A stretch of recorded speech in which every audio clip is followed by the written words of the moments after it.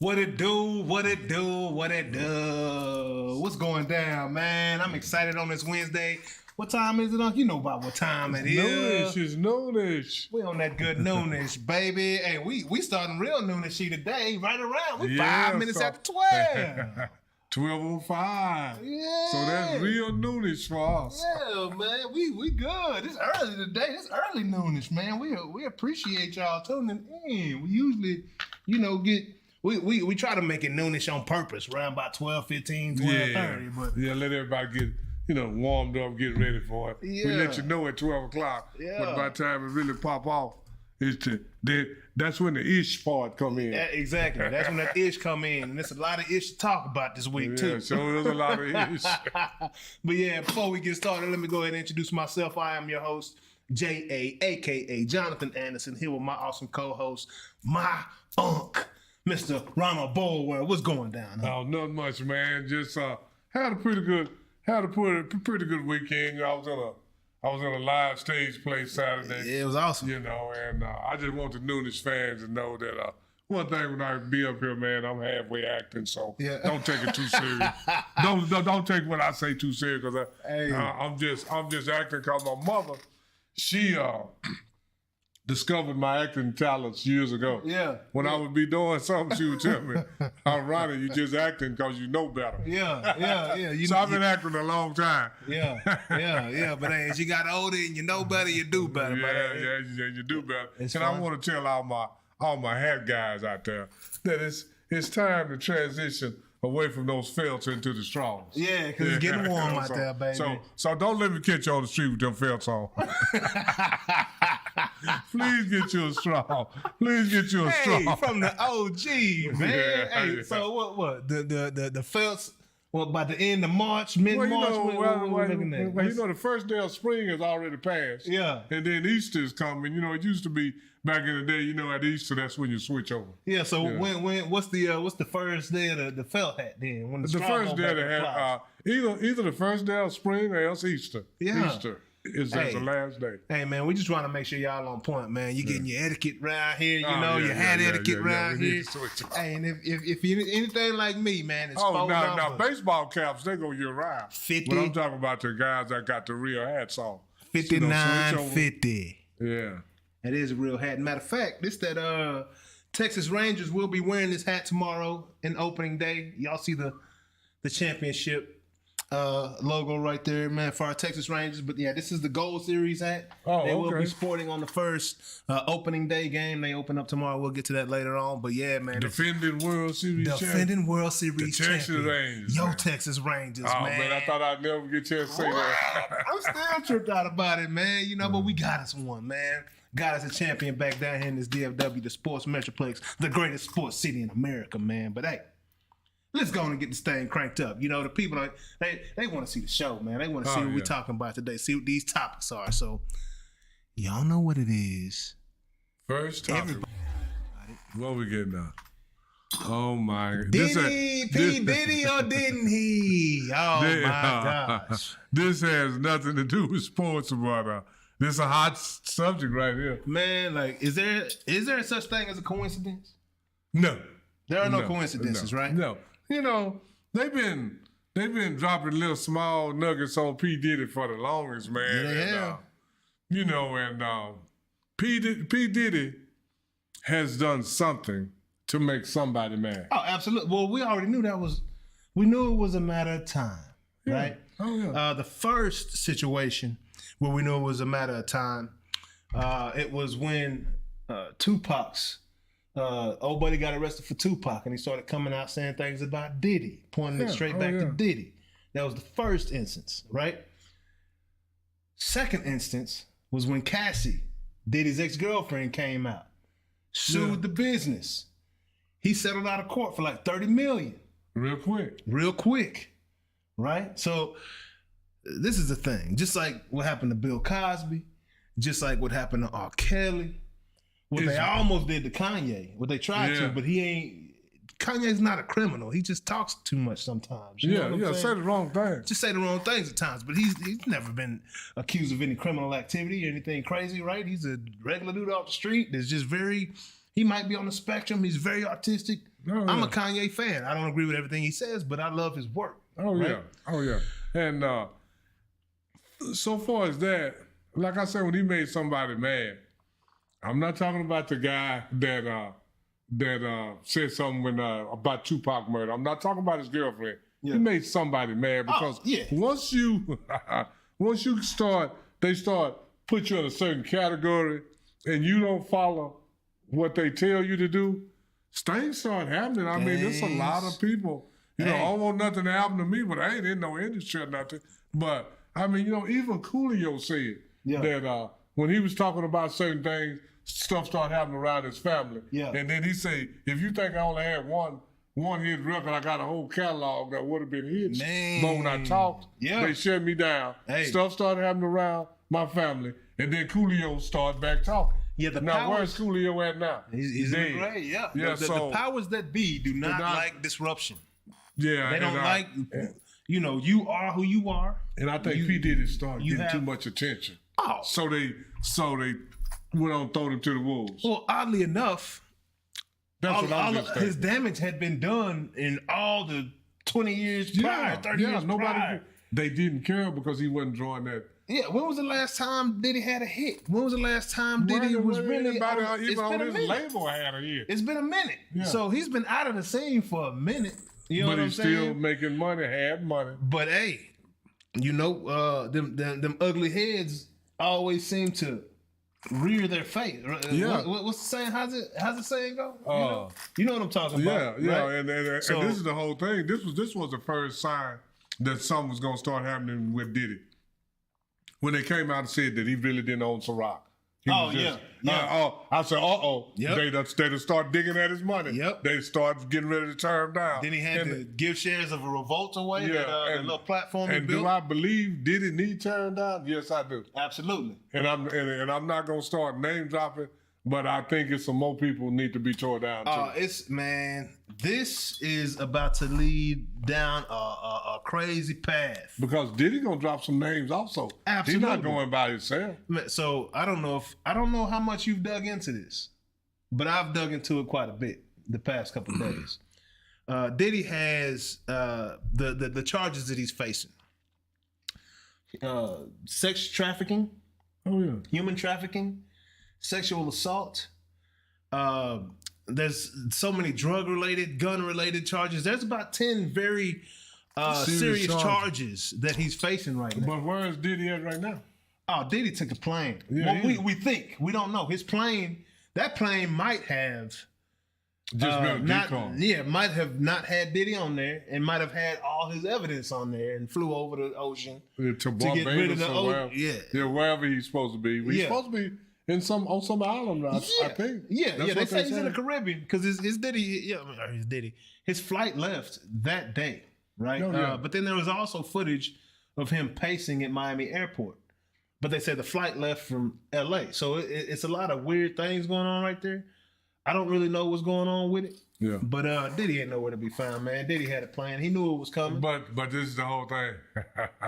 He can run. We can't hide. No, he can't hide. They're gonna extradite him right back to the United States, and I think he's gonna face those charges. Yeah, from what I understand, I can't think of the name of the country, but I think that he believed that they did not have an extradition, I don't know how to say the word, law in that particular country, but they do, right? So they're gonna bring you right on back, bro. Like, I don't know. And then they, I saw his sons were detained, right? Yeah. Because they say that. Diddy was seen in he's got video and photos of everything. Right? And it was his producer is the one that he's out at Cuba Gooding Jr. Yeah. Right? Yeah, they got video of him and Cuba Gooding Jr. supposedly fondling on each other. Absolutely. Yeah, absolutely. And following this, they said that it's a certain producer, I can't think of his name. But evidently, they say that Diddy was grooming him to be a toy for all these actors. This is a grown man. This man married. I'm like, bro, like, I don't understand. Cuba Gooding, I saw a picture with Cuba Gooding Jr. and him sitting in front of the computer. Looks like they're doing something, I don't know, working. But Cuba got his arm around him, hand on his leg. The dude sitting there smiling, bro. So I'm just like, the guy said he woke up drugged, like he was drugged one night, woke up in the bed. Diddy was in the bed and some other people in the bed, and you know, and he's not gay, but he has been. Oh, I can't call right now. It was a female singer. Said that she went to to a party at P. Diddy's house, and if anybody know the story, put it in the comments. Yeah, and she couldn't even get a. They didn't have phone service. She couldn't get an Uber or nothing to come up there. Wow. And then she left P. Diddy's house running, and Justin Smollett gave her a ride. Oh, I can't remember who that was. Oh, really? Yeah, this was just in the news. And, you know, because I'm not big on a lot of names in the entertainment industry. Yeah. But it was somebody that, if you call their name, you'll know them. Well-known person? Yeah, she said that she left her, and she couldn't get an Uber or nothing, so she left running. And Justin Smollett gave her a ride. Man, I mean you know, so all this stuff, man. It's a long list of rappers, including Meek Mill's name. And then these guys, it's coming out now that all these people been selling their soul for the money. Yeah. If you do this, and this, we'll make sure you have hit records. Yeah. They say P. Diddy is the Harvey Weinstein of the music industry, of the entertainment industry, right? Harvey Weinstein was doing it on the acting side of things, film side of things. But Diddy, he's been making dudes, chicks, everybody basically submit to him, right? And do these acts, these certain things. I don't know what it is. Evidently, I mean, we can all when you start falling on other grown men, that's kind of, when you start falling on anybody, you know, that's kind of gives away what it, I mean, you know, and P. Diddy said right on camera that him and Usher was waking up in the bed together. Usher said it. Fighting over the cereal or something. Usher said it, but he was a kid. He was a kid when he was living with Diddy. He was like 14, 15 years old living with Diddy. Where your mom and dad at? Waking up in the bed. They allowed your mom and dad. Hey, that money, man. Money is a root. That's what I'm saying. I'm telling you. That's what I'm telling saying. you. People make bad decisions behind that money, man. If you don't know who you are and you ain't true to that and you ain't convicted in your core and have if you don't stand for something, you'll fall for anything. And that a lot of that is taking place in this industry. They want it so bad. People want that fame, want that dollar so bad. That's the same way like they give up the booty hole. Yeah, like one of those parents, J.A. said that now. And even with Michael Jackson, one of the parents said Michael Jackson came to her door and said, "Can her son? Okay, why do a 30-year-old man want an 8 or 9-year-old child to spend the night?" I would have jumped on Michael Jackson at my front porch if he would have came and asked my son to spend the night with him. Yeah. We would have had a fight right there. Yeah. It would have been all on the news. It would have been an incident. It wouldn't have been no 15, 20 years later saying something happened. Yeah. Something gonna pop off right there. Yep. Yeah, man. So, that's a touchy subject, and P. Diddy, and so far as that. It sucks. Because I like, a lot of people, I used to mess with P. Diddy music, man. I used to like that. Well, P. Diddy haven't really had a lot of music. No, he hasn't, but he just produced a lot of other people. For sure. But, I mean, even his albums, right? I was one of those ones that I would go listen and just check out what he's producing and see what he's coming with. I know he wasn't no rapper, but I just respected the craft. He's a hip-hop mogul, a hip-hop legend, so, I supported that. But, man, it sucks, man, the stories that we're hearing, but it's, where there's smoke, there's fire. You know what I'm saying? The real part that sucks is that there's so many people willing to do anything for money. Exactly. For absolutely. Money. I agree with 100%. It's certain things that money can't buy off of me. Yeah, for sure. Absolutely. There ain't no doubt about that. Yeah, but it's, man, I just, whatever, I'm not trying to be no judge or jury, but I'm going to say it like this. If it's true, he deserves whatever he gets.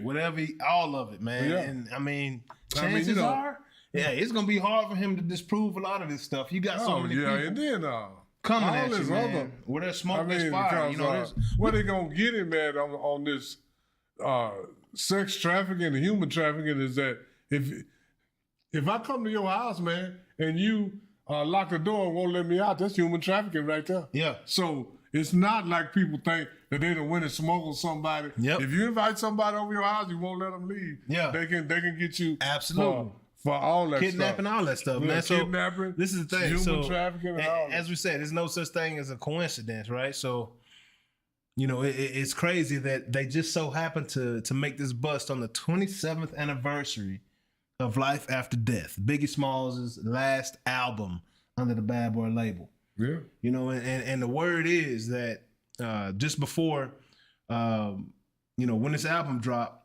Biggie had already told Puffy he was getting ready to leave Bad Boy and start his own label. And he comes up dead. Yeah. Right? So where there's smoke, there's fire, right?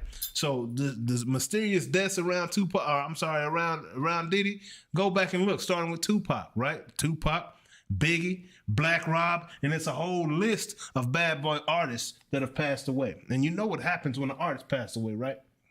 Yeah, the rights go to the production company, right? Heavy D, hey, and all those guys. You worth a lot more to these companies dead than you are alive. Because they don't be sure is the only one that's really still living, and he almost died a couple years ago. Yeah, he had some kind of mysterious illness. That he got real sick. And the thing is, they don't have to. They no longer have to split the profits with you, bro. If you're dead, you know what I'm saying. They get 100%. They don't get 50. So all the boys, 7, 8 dudes that was with P. Diddy. I can't name them all, but they're all dead. Man, I'm telling you, what I don't. Dead. Hey, as soon as he got on that billionaire list, boy, woo-wee! Yeah. Hey, boy, start looking up under things, trying to peep and see what's going on around here, man. But Diddy, I don't know what to say, man. It ain't nothing to say, cause you did it. It is what it is. You are who you are, and that's what that is. You did it to yourself. Yeah. You did it.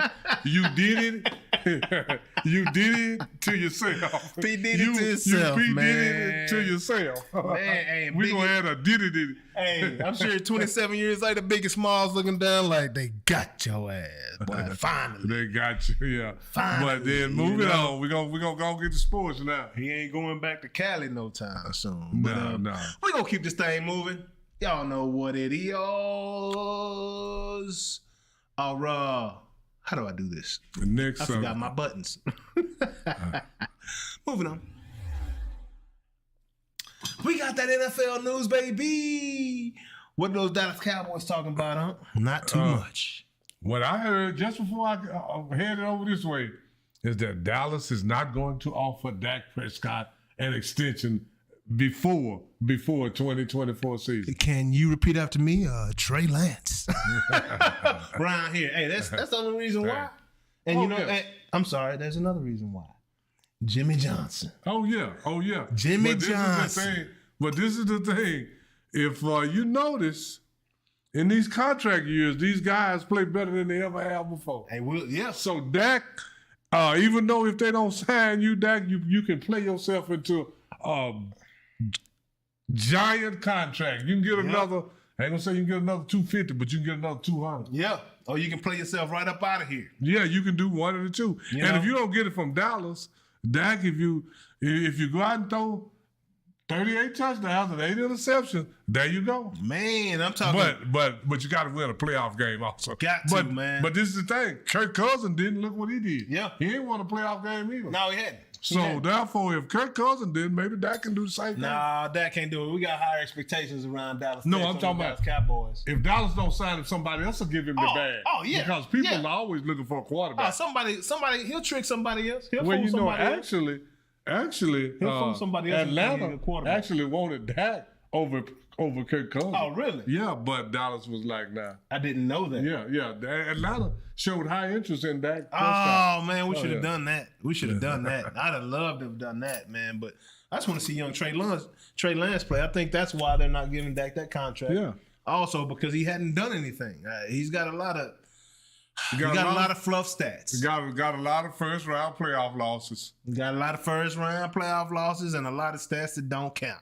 For nothing. Because they don't count. But if he'd have won the playoff game, they would have counted. Yeah, they would have counted a little bit more. Yeah. You know, that's kind of, there's a lot of players around the league got a whole bunch of fluffed up stats that happen. Yeah. But also, I was pretty happy to hear that the Cowboys weren't going to extend that contract. We're just going to take that hit. Dak, earn your check, bro. Earn it, bro. Yeah. Right? You got to do more with less because they're not going to sign a lot of those guys back. A lot of those guys that were on the team last year have found new homes. Tyron Smith has already gone somewhere. Tyron Smith is with the gone Jets. somewhere. Yep. The center, he's gone somewhere. Yep. But we do have, and this is one thing I do want to say. Don't forget that we did sign Lyle Collins. So I think we'll be good on the line, right? Yeah. Bring Lyle back, move Young Smith over to the tackle spot, even though he's a great guard, probably the best guard in the league.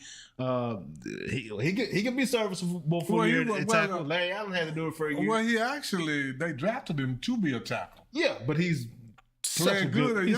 He's so athletic. Yeah, as a guard, He's like a mobile home coming at you. Oh yeah, huge, absolutely, and very athletic, very agile. But all for these big guys that Dallas did not re-sign, all I can say is that I don't think they needed to re-sign any of them. I agree. Well, I would have liked to have Dorrance Armstrong back at the end. But that's about the only one. Yeah. Other than that, I mean, because I had said, I hope all these guys have a long career, but with somebody else. Somebody you said a long time ago. And they're all gone. Tyron Smith, the only one. Yeah. I don't want nobody to retire because of injury or anything like that. But Leighton Vander Esch, he's not going to have a long career with somebody else. But I said Tyron Smith, Leighton Vander Esch. Yeah. I even threw D. Lawrence in there. Yeah. Well, because actually, Armstrong got better stats than D. Lawrence. Yeah, he does. Yeah, so from a sack perspective, for sure. What I do like and what I am excited about is our middle linebackers next year. I think we already sit between Eric Kendricks and Overshawn. The guy from San Diego. Yep. Yeah. So Kendricks and Overshawn, we're already upgraded at middle linebacker when we get our guy back that got injured last year. And then, Jimmy, like I say, Jimmy might have a lot to do with this because Jimmy's known for breaking stuff down and starting all over. Absolutely. And plus, Jimmy likes speed. Yeah. These guys aren't fast enough for Jimmy. Yeah. Well, Martavius Bryant is. Yeah. And he's been on our practice squad since last year, learning the playbook. And that's the thing with football, right? You trade for a guy, he's new to the roster, that don't mean he's going to play immediately. You can do that in basketball, baseball, just about any other sport except for football because there's so much timing in the play schematics, that the new players have to learn. It takes a little while to get on pace with the team. So, I'm excited about Martavius Bryant. That's a young buck. He's still under 30. Right? Oh, yeah. He's still not 30 years old. And we're talking about a big target. He's like 6'4", 6'5", good speed downfield. We still have CeeDee Lamb coming back. We still have Brandon Cooks coming back. They're definitely going to address the running back position in the draft. Dalvin Cook and Ezekiel Elliott are also names that are floating around that could possibly end up back. Zeke could end up back here with the Cowboys, or Dalvin Cook could end up here with the Cowboys. So we'll see how that works out. I'm not worried about the running back position. Anybody. The way they talk, I hate to even say this, but the way they talk like running backs are dime a dozen. Yeah, because they say you can find a running back anywhere. Yeah. So we'll see. Yeah, we definitely gonna see. Yeah, we'll see. But it seems that way, right? Yeah, it seems that way. Yeah. I think because nobody's putting high value on them. Yeah, no doubt. And I think Aaron Jones might have gone to Detroit, but I'm not positive about that. But yeah, I'm not worried about the running back position. We'll get that figured out. We're a pass heavy team anyway, but we definitely need somebody back there that's gonna make that defense stay true. And we need somebody to take the pressure off CD too, because Brandon Cook is too little. Yep. But I think Martavius Bryant will help with that. Yeah. I really do. But we'll see. He's still a unknown play. Like, as far as consistency is concerned, we haven't seen that out of him. He's made some plays, but we haven't seen him have a good season consistently. 16, 17 games. We haven't seen that yet, but we shall see. I'm just trying to give you Dallas Cowboy fans a little hope, right? It's not as bad as it seems. It ain't as good as we thought it'd be. Because this is the whole thing. Like I said, all the guys that we lost, they did not move the needle at all. Yeah, you're right. Michael Gallup didn't move the needle. Tyron Smith moved the needle. But Tyron Smith was great for it. But he was never there. When he was on the field. Yeah, he was. Yeah, he was good when he was there, but your best ability is availability, and he was never available. He was unavailable too much. We've had Tyron since he was, 19 years old? Yeah, something. That's crazy, man. Think about being a 19-year-old playing tackle in the NFL. That's a big kid. Yeah, like that's some generational stuff we might never see again. Yeah, a 19-year-old playing that position. That's crazy, man. That's crazy. But We're going to keep this party rolling, man. Moving on to the next subject. We still in the NFL, though. You know? NFL has had some new rule changes recently, starting with the hip drop tackle. I didn't know it was called the hip drop tackle until I found out it was called the hip drop tackle. We just been calling it a tackle. For this amount of time, we just been calling that a tackle. Now when you get him from behind and drop your hips, and if you get him from behind, I don't know how you're gonna tackle him if you don't. I call that the calf tackle, like a rodeo calf. Yeah, that's how they get them rodeo calves down. You know when they kind of like the horse collar. Jump on them jumps, jump on their back and throw that hip and tie them legs up. Well, Same thing, but I mean, bro, like I think they're outlawing the wrong. I think they need to outlaw turf, man, because turf is where it starts. Yeah, because they've been doing the hip drop forever. Yep, they've been doing the horse collar forever. Yep, but then when you get turf and these guys' foot don't slide. Now if you on grass and you give the horse collar, your foot is not going to be caught in the turf. Yeah, for sure. Yeah, your foot is going to slide. So I think the turf is a bigger problem than the kind of tackling they're doing. Because if you can't hit a guy low from behind, if he's 2 steps, say he's 2 steps in front of you, you can't dive and tackle him. You gotta just throw yourself at his legs at this point. You gotta just wrap his legs up. I don't know what you do as a defender. They're making it very unsafe to play defense. They're making it impossible. Yeah, pretty much to play defense, and they're making it into an offensive game. So now, I mean, for every tackle that you eliminate, that means it's harder to tackle the guy. Yeah. So what does that mean? It's going to be easier to score. Like, what do you do? Yeah. Do you take the flag? Do you make the tackle and take the flag to not give up the touchdown? You know what I'm saying? Like, what do you do? Like, especially, like, the smaller guys, it's not a big deal. Brandon Cooks, the receivers, not a big deal. But it's them running back. Let me see you take down Derrick Henry without doing that. Yeah, you can. Derrick Henry might run for 2,500 yards next year. Huh? Oh yeah, he's just gonna drag guys. Yeah. Because this is the whole thing. The best way to get your guy to the ground is once you wrap him up, take your weight body off weight. of him. Yeah, put your body weight on him, and the only way to do that is take your feet off the ground. Now your body weight is on him. But if you just think you're gonna run behind him and grab him and pick him up and that's not gonna work. These men squat 400, 500, 600 pounds. Yeah. You think one man jumping on his back is gonna get him down? Nah, bro. No. That's not gonna happen. It's not gonna happen. And so that rule, I think they need to concentrate more on the turf instead of how people tackle. Yeah. And then the other new rule. I don't think we have the kickoff. Yeah, the kickoff. Yeah. The new rule with the kickoff. It's kind of complicated, but it's really not. If you go back and watch, go to YouTube and watch the XFL kickoff. That's what the new NFL kickoff is going to look like. Yeah. I actually think it's pretty cool. I think it gives special teams coaches an opportunity to draft up some dope concepts, some new plays. I think it's going to add a whole new element to the kickoff. Yeah, it will if you do it. But this is the whole thing. If you kick the ball out of the end zone like they do now, instead of starting at the 25, they're going to start at the 30. Yeah. But now if you kick it in what they call the landing zone, you have 2 returners and you have shorter distance you have to wait until the ball either hit the ground or the returner catch it before they have 2 zones. They call a setup zone, I think, and the landing zone. In the landing zone, that's where the ball goes when they kick it out. But in the setup zone, you can't move until the ball hit the ground or received by one of the receivers. Yeah. And why would you go 2? I would only go 1. I'd go 10 on 10 on that line and have 1 deep man on my kickoff. Because if you have 1 deep man, now you can kick it through the end zone. If it lands, say if you're in the middle. The way these kickers can kick now, if it hits in the landing zone and then goes out of the end zone, instead of starting at the 30, you start at the 20 now. Oh wow! So you're losing yards. So it's basically either forcing you to return the ball, or to kick it out of the end zone. Got you. And me, if I had a great defense, I just kick it out of the end zone. Yeah. I wouldn't give you. Because the ball because when they kick it out now, it go to the 25. Yeah. So if you kick it out now, it goes to the 30.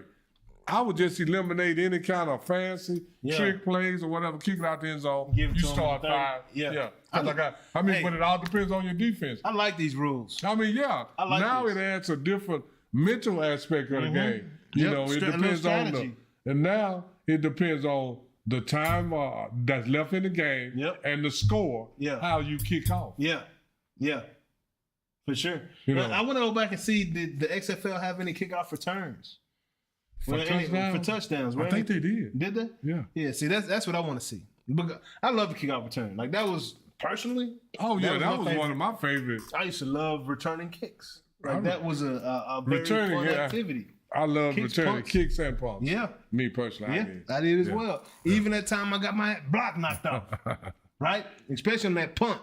Not so much on the kickoff, but on that punt. Oh, yeah. If you looking up here...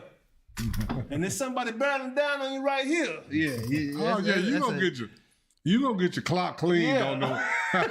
Anybody returning punts, eventually, that's like if you play football, period, you eventually gonna get your clock cleaned at some time or another during your career, or else you haven't played on any kind of level. Hey, I done had my bell rung a few times. Oh, yeah. Hey, one time I got real bold and thought I was cold. You know what I'm saying? I was like, I'm going to take this one back. Try to run over 3 dudes. Back of my head, I never hit the ground so fast in my life. Got up, ran to the wrong sideline and everything.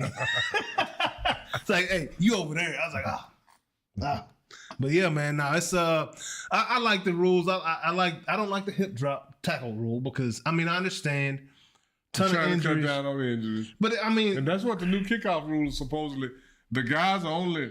It's the same injuries that was happening from the horse collar tackle. Yeah. I think they're just trying to stop the tackle where you can take somebody's momentum away. Grab them and then go backwards like this one. Yeah, I think that's what they're trying to do. I understand. I get it. Yeah, I understand trying to cut down on injuries. But this is what... people have to realize that football is a violent game. Mm-hmm. It was violent ever since it's been invented, and we... And not only that, this is the whole thing. I'm not going to go too far on this, but this is what I believe about America. We love violence. Oh, man. Absolutely. We love violence in America. That's a fact. That's why we love UFC, boxing, football. Those are some of our number one sports. And and not trying to be funny, our country was founded on violence. At the Boston Tea Party. Absolutely. So. That's a whole nother story, but let's go to the next song. That ain't no opinion on. That's straight fact. We love violence here in America. That's why football became so popular. Man, there is nothing like a good hard-hitting football. My gosh. Oh, man. Rings clean somebody's clock. Yeah. And then they don't... Every Friday on the bus when we had an away game, we watched NFL's greatest hits. Yeah. Ronnie Lott.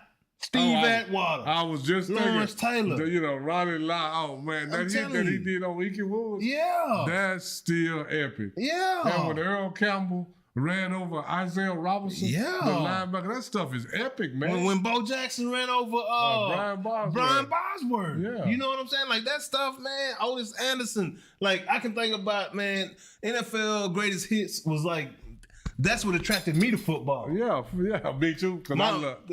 First time I put on pads in 7th grade to put a helmet on, I tried to kill somebody just because everything that I watched and saw. That was the game. For me, it was like I could get out my aggression without getting sent to the principal office. Absolutely. Hey, we scrapping, dog. Yeah.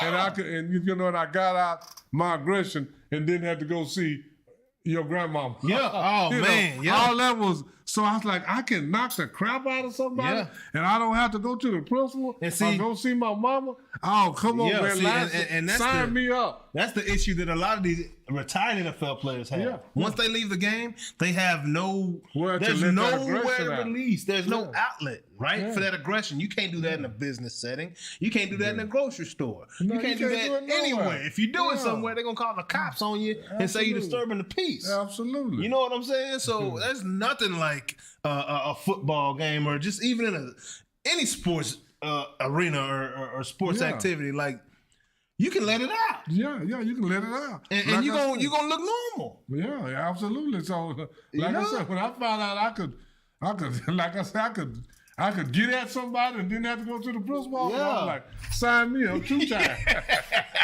Please. Matter of fact, hey, you bumping your gums in the cafeteria today. We got football practice tomorrow, big dog. Yeah, you gonna remember that, dog. Oh yeah. I'm for sure gonna remember what you said. Oh, absolutely. Because we're gonna take care of it tomorrow. So football is a very aggressive game. And, and you can't legislate all the aggression out of the game. Yeah, man. Or else it'll be a different game. Yeah, I mean, glorified flag football is what it's turning into. Oh, a straight offensive sport. Yeah. If that's what you want it to be, let it be known, man. 7-on-7. Let it be known that's what you want it to be. Go ahead and go 7-on-7. Yeah, so these young men can start training to be offensive players. Because running backs are no longer essential. Yeah. Let them tell it. Yeah. So we might as well go to 7-on-7. Hey, and I'm willing to say that the running back is the most crucial part of the team. Because if you don't have a running back, they're going to kill you, man. Yeah, absolutely. They're going to kill you, bro. They're going to, they pinning their ears back. They coming right for that quarterback. And they dropping dudes in coverage to where you ain't got no choice, man. Like, the running back, to me, and I was a running back, so I'm very biased. Oh, yeah. Is the most, outside of the quarterback, is the most crucial part of the team. Outside of the running back and the O-line, it's a combination, right? That's why they do drills together, right? Yeah. When blocking drills come up, the running back goes to the O-line and does blocking drills with the lineman, right? Running back is basically another lineman, but he's very athletic. Oh, absolutely. Yeah, as far as protecting the quarterback's concerned. But anyways, those are the new rules in the NFL, man. Looking forward to seeing how that checks out next year, man. Happy to see that there will be more returns, man, because that's a lost art, it seems, in the NFL right now. Oh, yeah. You know, but because all the kickers got such strong legs, they just kick it out of the end zone. Yep. This thing rolling. Yeah, go to the next subject. NBA news. Have you paid attention to your Dallas Mavericks here recently? Yeah.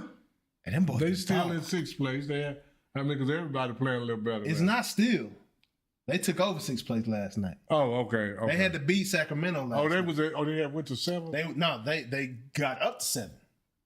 At one point, early in the year, they was in 5th place. Yeah, but that was real early. Yeah. They've had some, trades and they had to remesh, right? The team had to get to know each other, had to rebuild that chemistry or whatever with the new guys on the squad, and it's working. They won 9 out of the last 10 games. I think they won 9 in a row or something like that. I'm not sure, but anyway, it's a significant amount. Yeah. At least it's a nice run there. 9 out of the last 10 for sure, and possibly 9 in a row. 9 in a row, but it might be more like 6 or 7 in a row. Now that I'm thinking about it, but they balling on. Oh yeah, they balling. They balling. They look real. They beat up on a very good Sacramento Kings team that has given them trouble in previous matchups. They beat up on them last night.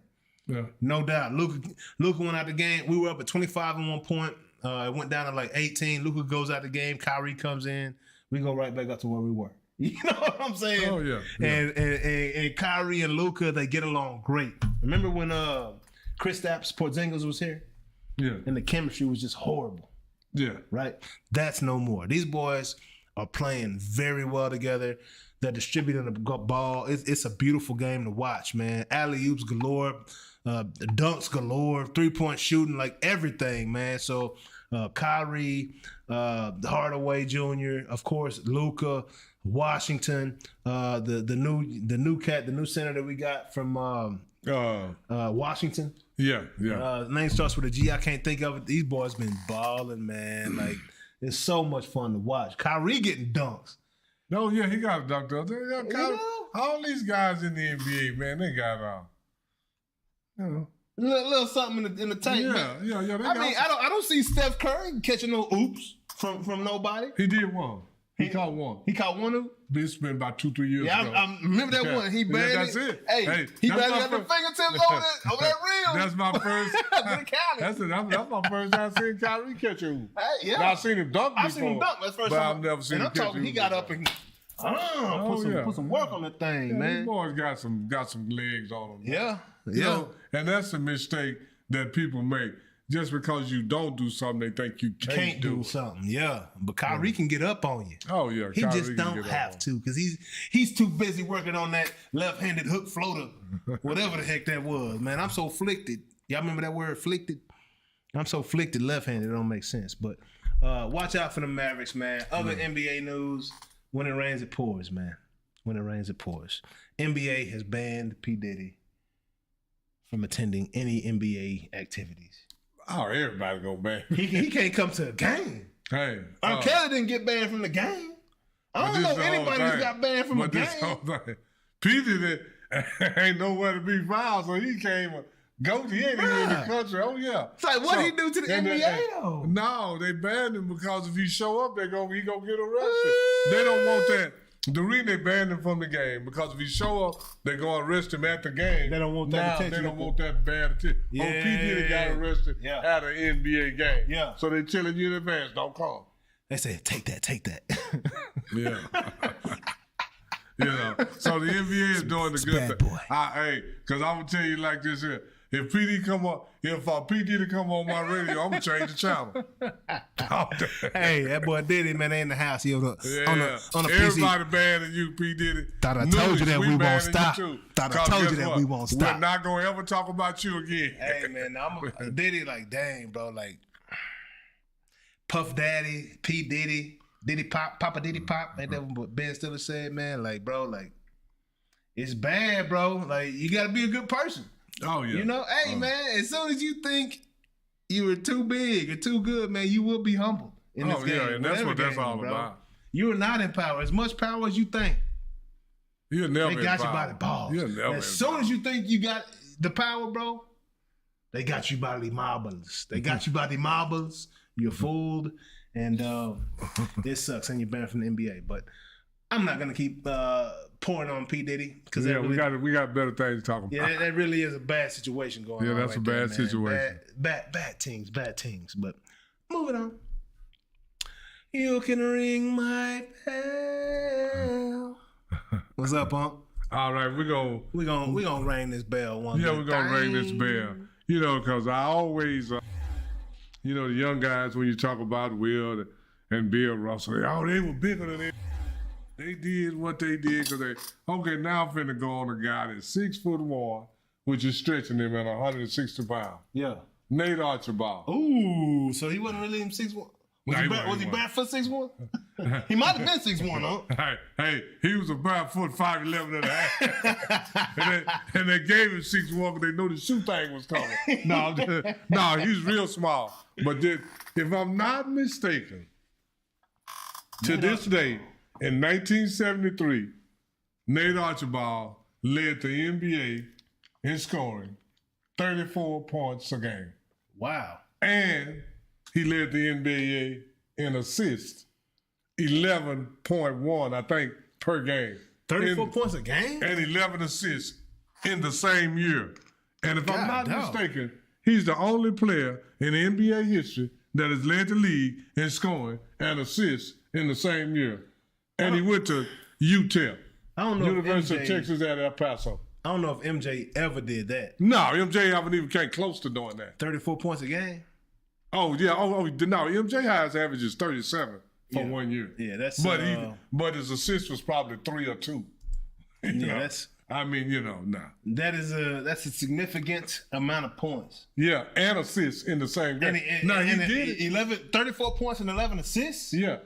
God, dog, that's what, 56 points that he's accounted for? And we just counting twos. We didn't even no possible threes. He did that for the Cincinnati Royals. Okay. And then they moved to Kansas City and became the Kansas City. I think that's where Sacramento came from. I think they were the Kansas City Kings. Gotcha. They left Cincinnati Royals and became the Kansas City Kings. Yeah. And actually, back in the day, the NBA had one-on-one competition while everybody come up with this, if LeBron could beat this person and that person. And Nate Archibald actually won the one-on-one competition 1 year. And 1 year, I know Kareem and Bob Lanier and Nate Archibald, they were all in the semifinals. And I remember 1 year Nate Archibald won it. One year Bob Lanier won it also. So Bob Lanier. So they actually had one-on-one competition. And that's why these players now, they won't get in the dunk competition or any of that. Anything that's against another individual player, they don't like doing it now because it'll hurt their brain. Man, it is I don't know what it is about that generation, but it's like they don't like conflict. And I love conflict. I absolutely. I'm not even gonna say conflict. They don't conflict. They don't like. I'm gonna say it like this. They don't like scrutiny. Okay, got you. They don't like because that's that social media thing. If LeBron James would play Paul George and then Paul George beat LeBron James, the internet would scrutinize them so bad. Yeah. Yeah. But back in the day, these guys was a little more thick-skinned because they had other stuff to deal with. They had equality to deal with rather than scrutiny from other people. Yeah, no doubt. So no doubt. That's how that. So that's how that went. And Nate Archibald, like I say, every time you bring up the old guys, he was tall. He was 6'1" and 160 pounds. And I think the 6'1" is really stretching him a little bit. Wow. So he was like just very explosive guy. Left-handed. Athletic. Very, very quick. Left-handed. Can handle the ball, shoot outside, penetrate. He had all the moves to go to the goal. Is there a player in the league right now that reminds you of Nate Archibald? Because I really want you to school these people. Well, so far as quickness and finishing around the rim and being small is Kyrie Irving. Yeah, really. I mean, not really remind me of. He was very quick. Yeah, he was very quick, and he was left-handed, and he could penetrate and shoot outside. Not saying that his game was anything like Kyrie Irving, but it was reminiscent in the way the end result, because he could penetrate, and he was Kyrie Irving, whether people know it or not, he was really left-handed. He taught himself to shoot with his right hand so he could finish around the rim real good with either hand. And Nate Archibald was pretty much the same way. He could finish around the rim with either hand. And by him being left-handed, that kind of threw a lot of his defenders off, from if anybody ever played against a left-handed shooter or a left-handed quarterback, everything is in reverse. When you jump and try to block a left-handed shooter with your right hand, you're on the other side of his body. But if you're a right-handed shooter trying to shoot right-handed and you're trying to block his shot and you're right-handed, and you're more used to guarding people with right hands because it's not that many left-handed people. So that made Archibald just a little bit more difficult to guard. But other than that, I'm not saying that he was like Kyrie Irving, but they both are very quick and can finish around the rim with either hand, and they can shoot outside. So that's the similarities. I'm not necessarily saying how they play. I mean how they looked playing, but the end results, they're both quick, can finish around the rim with either hand, both can shoot outside, very good ball handlers, and all that, saying that who's got the best handles ever. People say Kyrie got the best handles ever. And I'm not trying to down Kyrie or trying to throw any kind of salt on his game, but this is what people have to realize. The game is called so much different now. So the calls that were being called carrying in Nate Archibald's days, Kyrie can get away with that now. By putting his hand on the side of the ball and actually at the bottom of the ball, and then still not being called for carry. But in the 70s and 60s, if you put your hand on the side of the ball, actually in the 60s, when you went behind your back, they would call that automatic carry. No matter how it looked, if you went behind your back, that was carry. So when you say that Kyrie's got the best handles ever, or his handles is better than Nate Archibald or even Isaiah Thomas, I'm not going to say that it's not, but I'm gonna say I can't tell because the game is called different.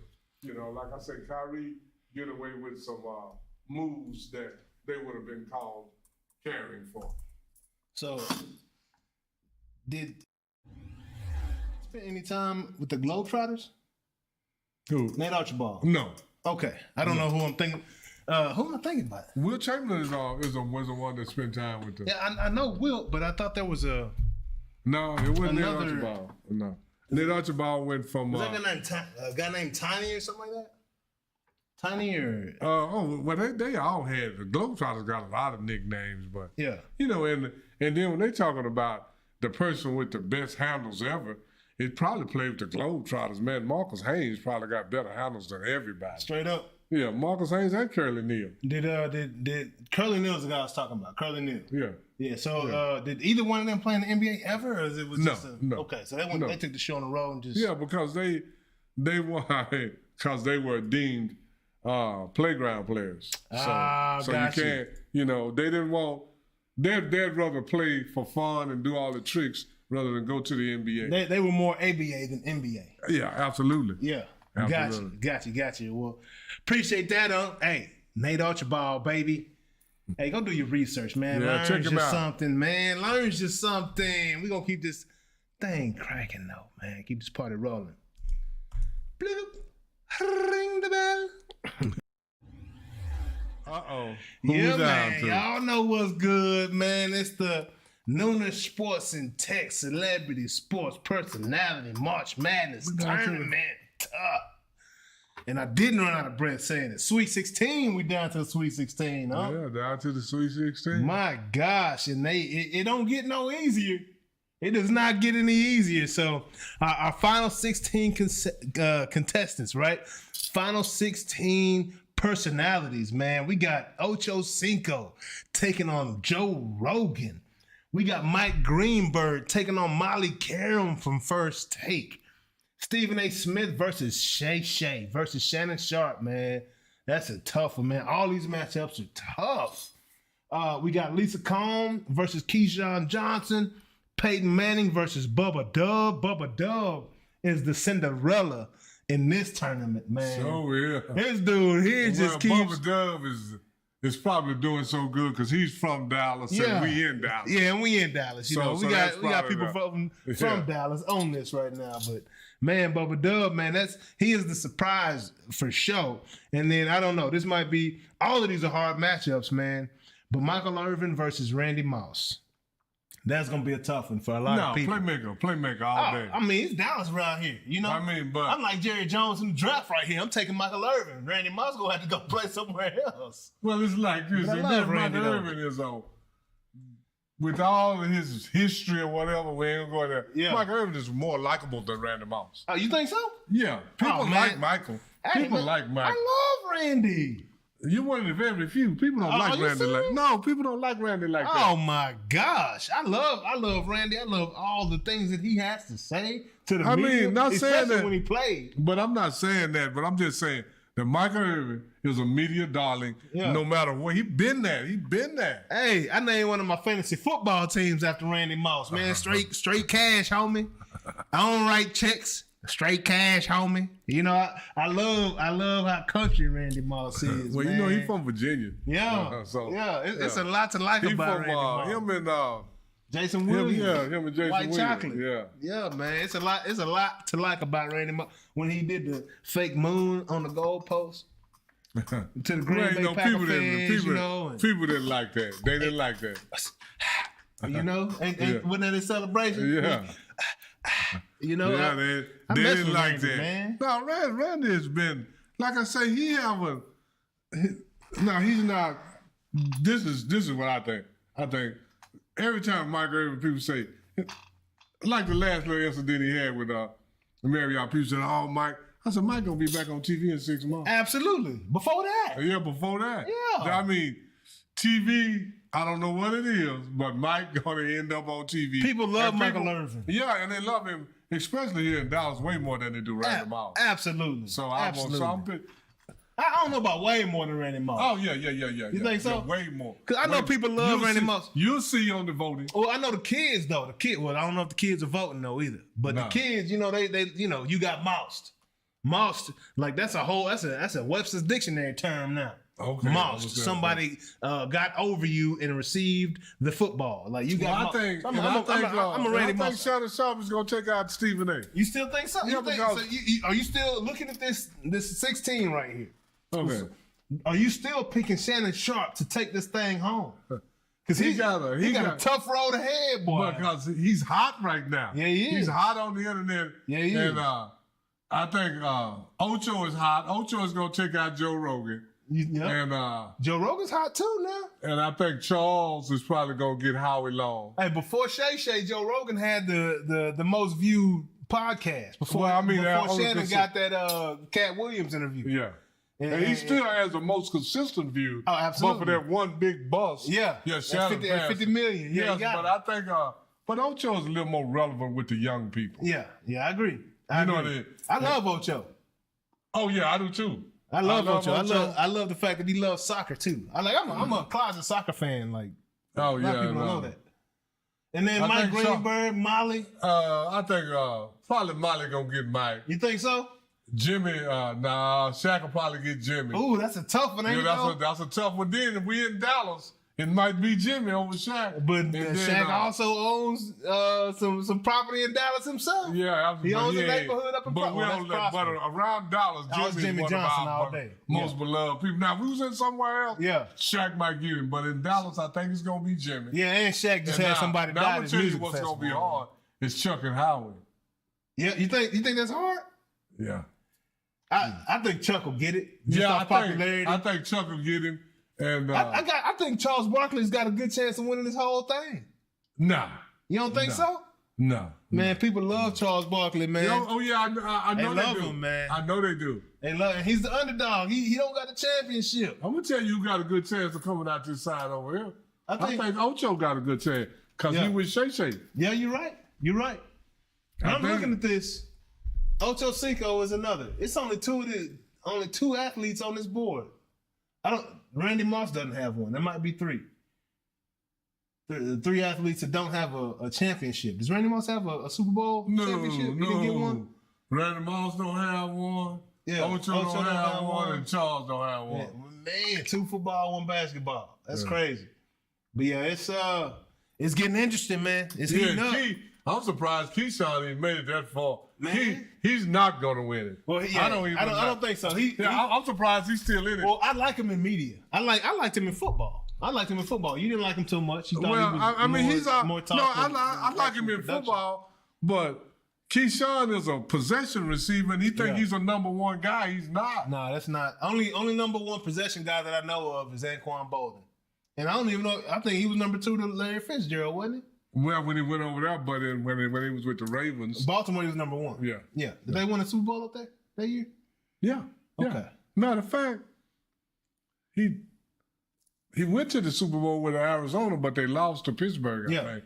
Then he got a ring with Baltimore. And got one. Okay. Yeah, because he got one with Ray Lewis. I think he got that last one with Ray Lewis, I believe. Well, Anquan, you need to go on and get in the media so you can get in this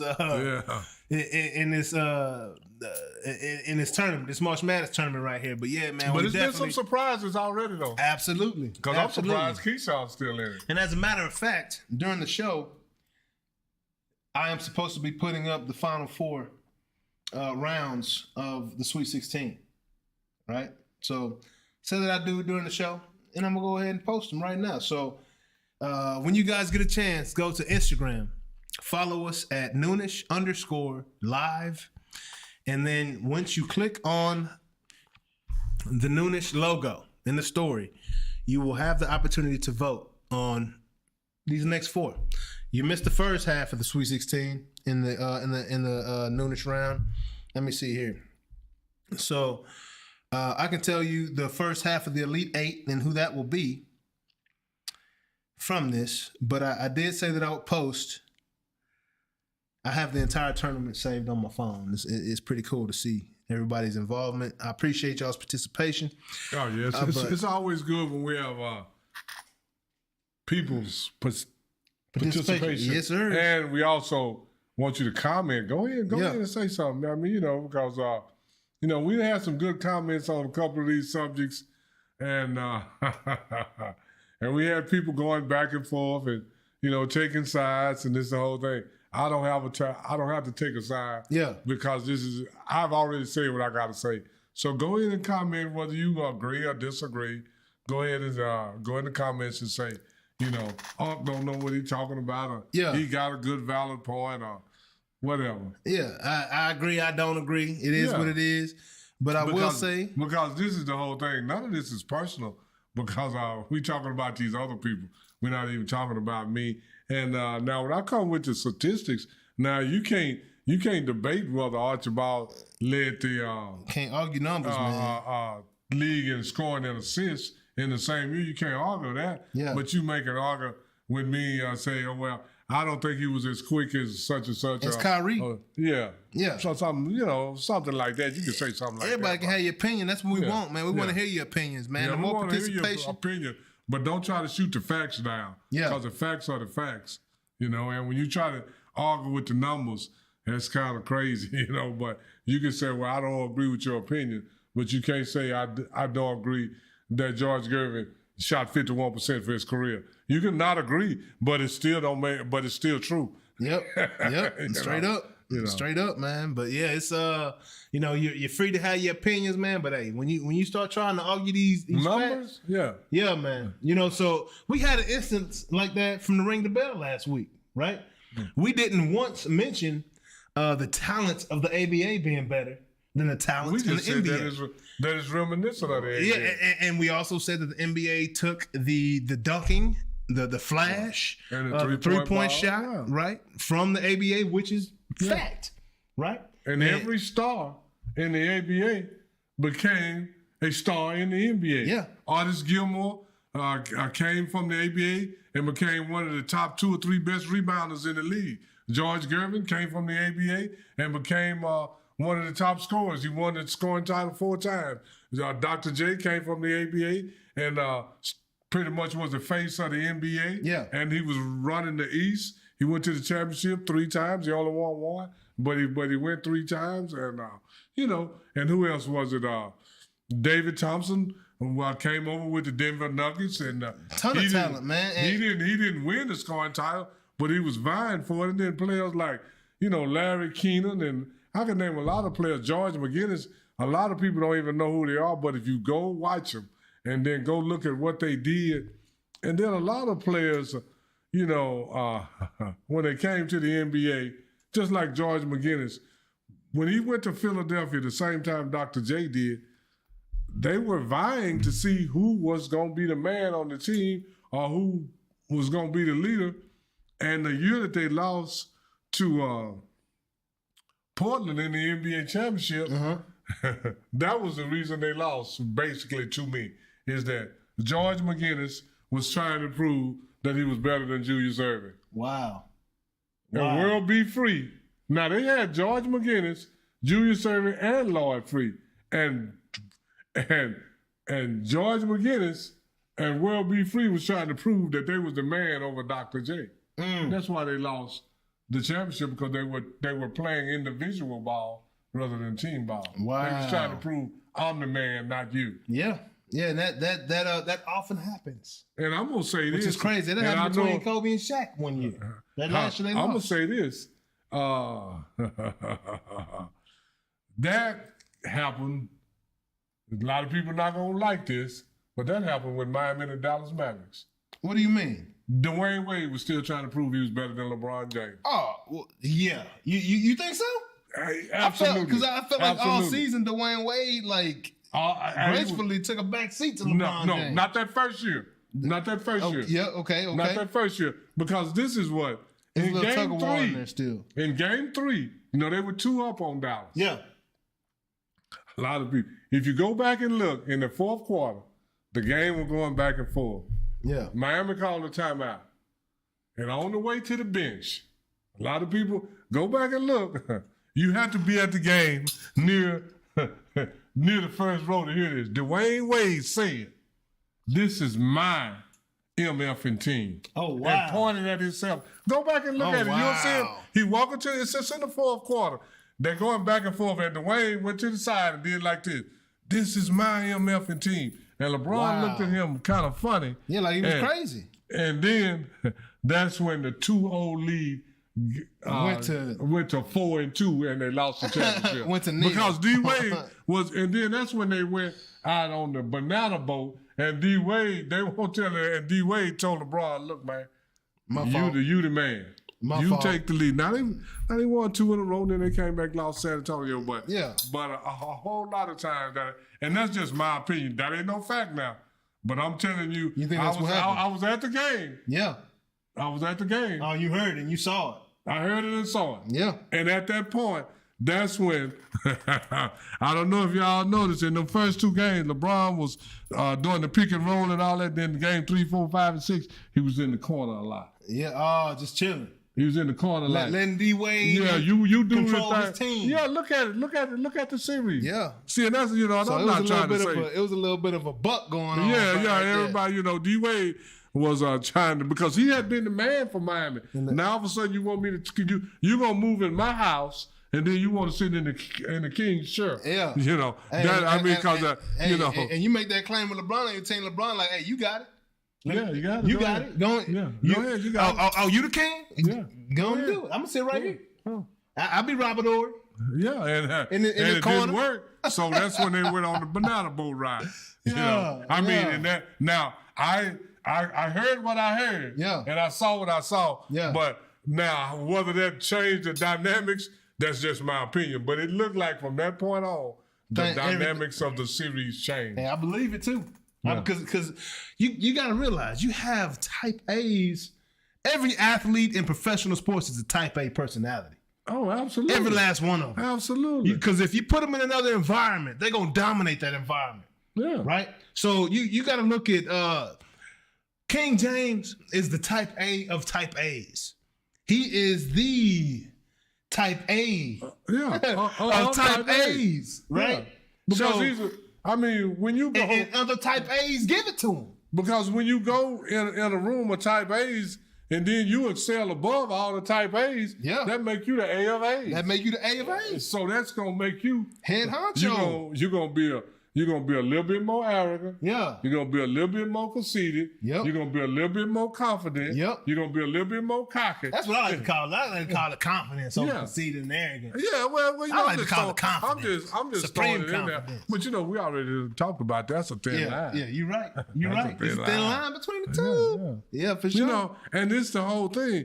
If you are confident, you're mostly confident because you done put the work in. Yep. And then once you went on the field, if your work produced into results, that'll make you a little cocky. People, it just will. You can fake confidence until you run up against somebody that's really confident. Yeah, absolutely. You know what I'm saying? And when you fake confidence and then you run against somebody that's really confident, you call that a bully. Yeah. Because most bullies are just faking confidence. Man, because once they get put in check, they shrink back to way back in the crowd. Yeah, they're not out front anymore. You can call it a bully. You can call it a front runner. Yeah, you know what I'm saying? Yeah. That we gonna find out. Yeah, you know what I'm saying? Because when I come in the building, I ain't just telling you what I think. I'm telling you what I know from experience, from success. You know what I'm saying? So that's a different type of confidence. Oh, absolutely. When you have reached the pinnacle and you know what that feels like. Yeah, you know what I'm saying? you can do. And you know what you put into it to get there. Yeah, it's a main thing, right? Because you did that time and time again. Like I say, the difference between a pro and an amateur, a pro does it, an amateur does it. They shoot until they can't miss, right? Yeah. Right? A pro does it until they don't miss. Yeah.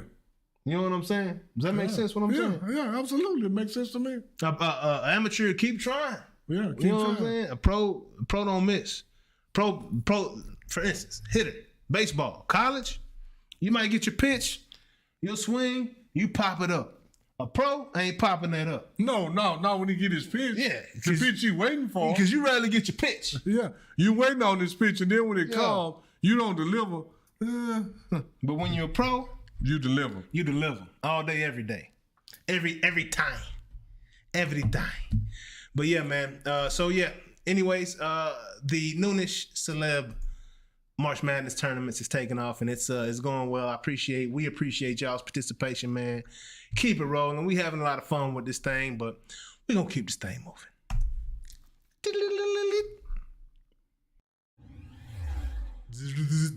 Star Wars effects. March Madness, son. You been paying attention? I've been trying to. You've been trying to? I've been trying to, man. Yeah. Like I say, I've been watching the women. Yeah. I've been watching the females now. Like I say, their game to me right now is way more watchable and exciting. And I agree. Even last night. Yeah, I mean, it's great games last night on that women's side. Yeah, you got the game's got a lot of suspense. You don't know who's gonna win until the end. Yeah, yeah. And when I watch the men's game, it's just not getting it done for me anymore, man. Nah, it's just not. It's not. The quality of the game, so as a guy that didn't grow up playing basketball, you learn to appreciate the fundamentals. You learn to appreciate how the plays and how they run. Like, the women's game is a beautiful game to watch, honestly. Oh, yeah, it is. And I mean, for years, I talked bad about the women's game. Yeah, I did too. But right now, the women and they balling like for real. These girls are shooting it. Like, it's more. The women have more shooters than the men. Oh yeah, absolutely. Like, these women are shooting that rock. And then you got young freshmen, Iowa State down low hitting 41. Yeah, you know what I'm saying. And then you turn to USC. It's not just Caitlin Clark. It's a lot of great women's talent. Yeah. I saw a 5'7" girl dunk yesterday. And not in the tournament, but just period. Yeah, and this is the thing about the women's game. The women's game, like you say, is more fundamentally sound. Because when I see, when I saw LSU a couple weeks ago play South Carolina, yeah. Man, they were banging down in the paint. Banging. Women are vicious too, Angel Reese and what's the girl name? Yeah.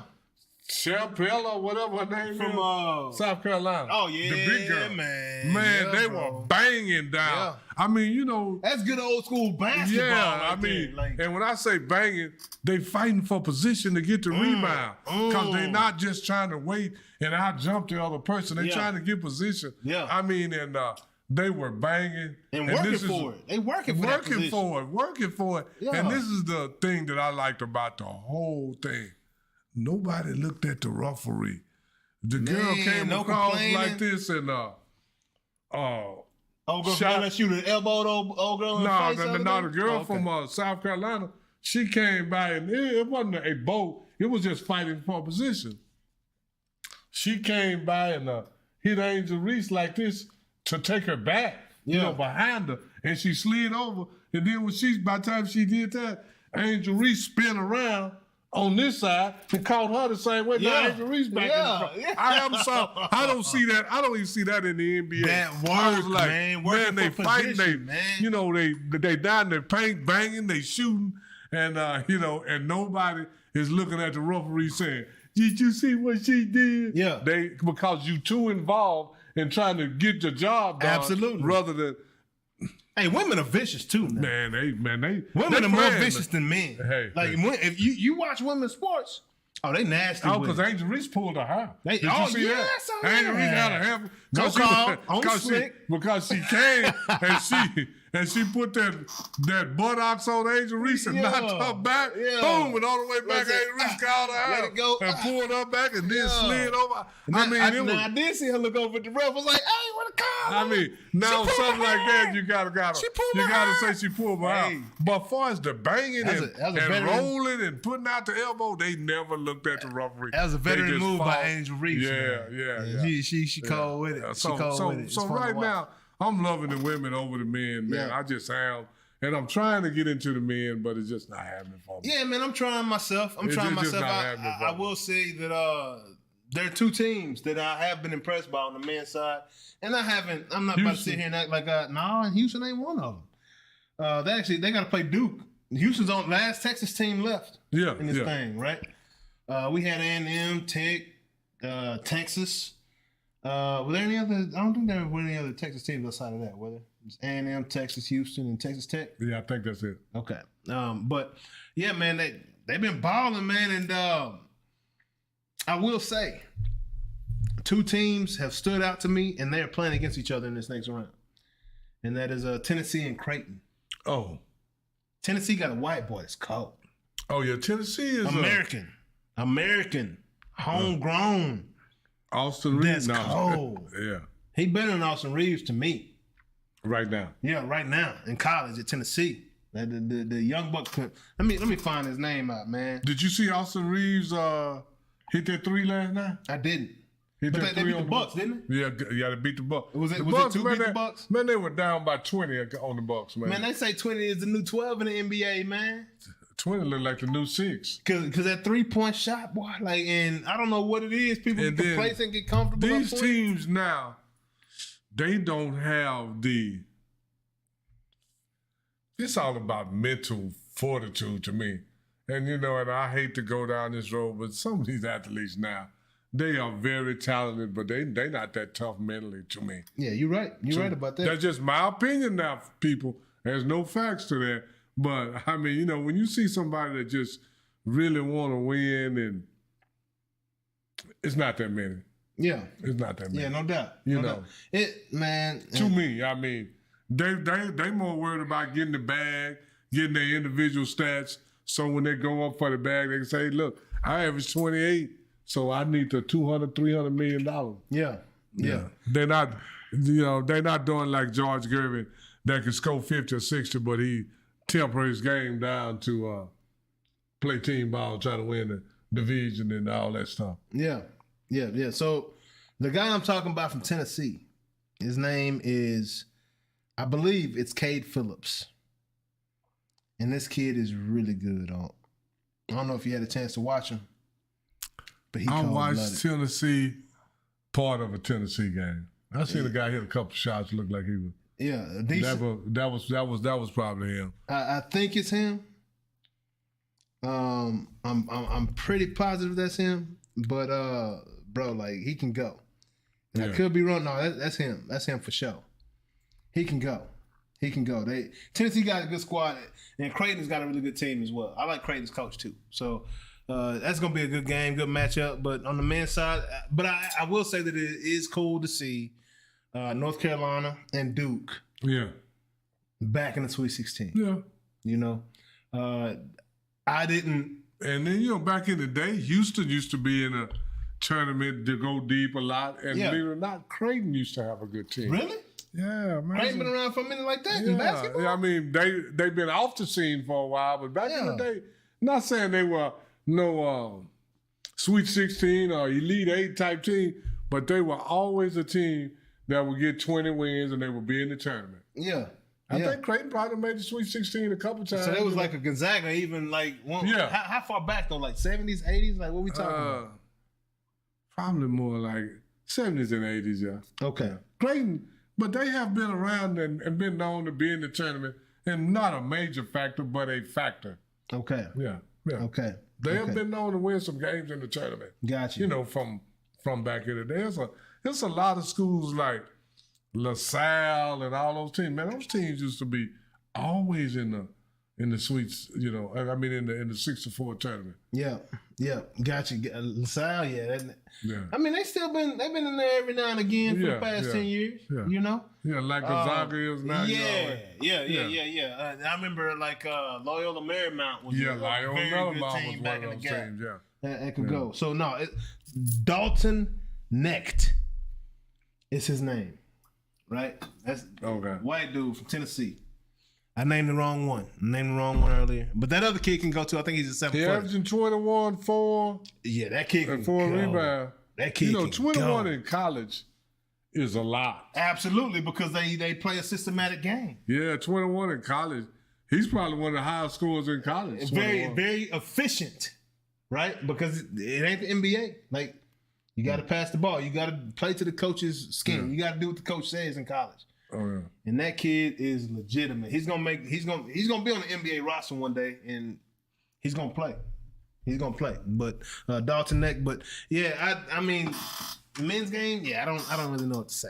I don't really know either. I want to know, but I just don't. Curious. I'm trying to get into. I'm trying real hard. Yeah, I tried real hard. Man. But like I said, my focus.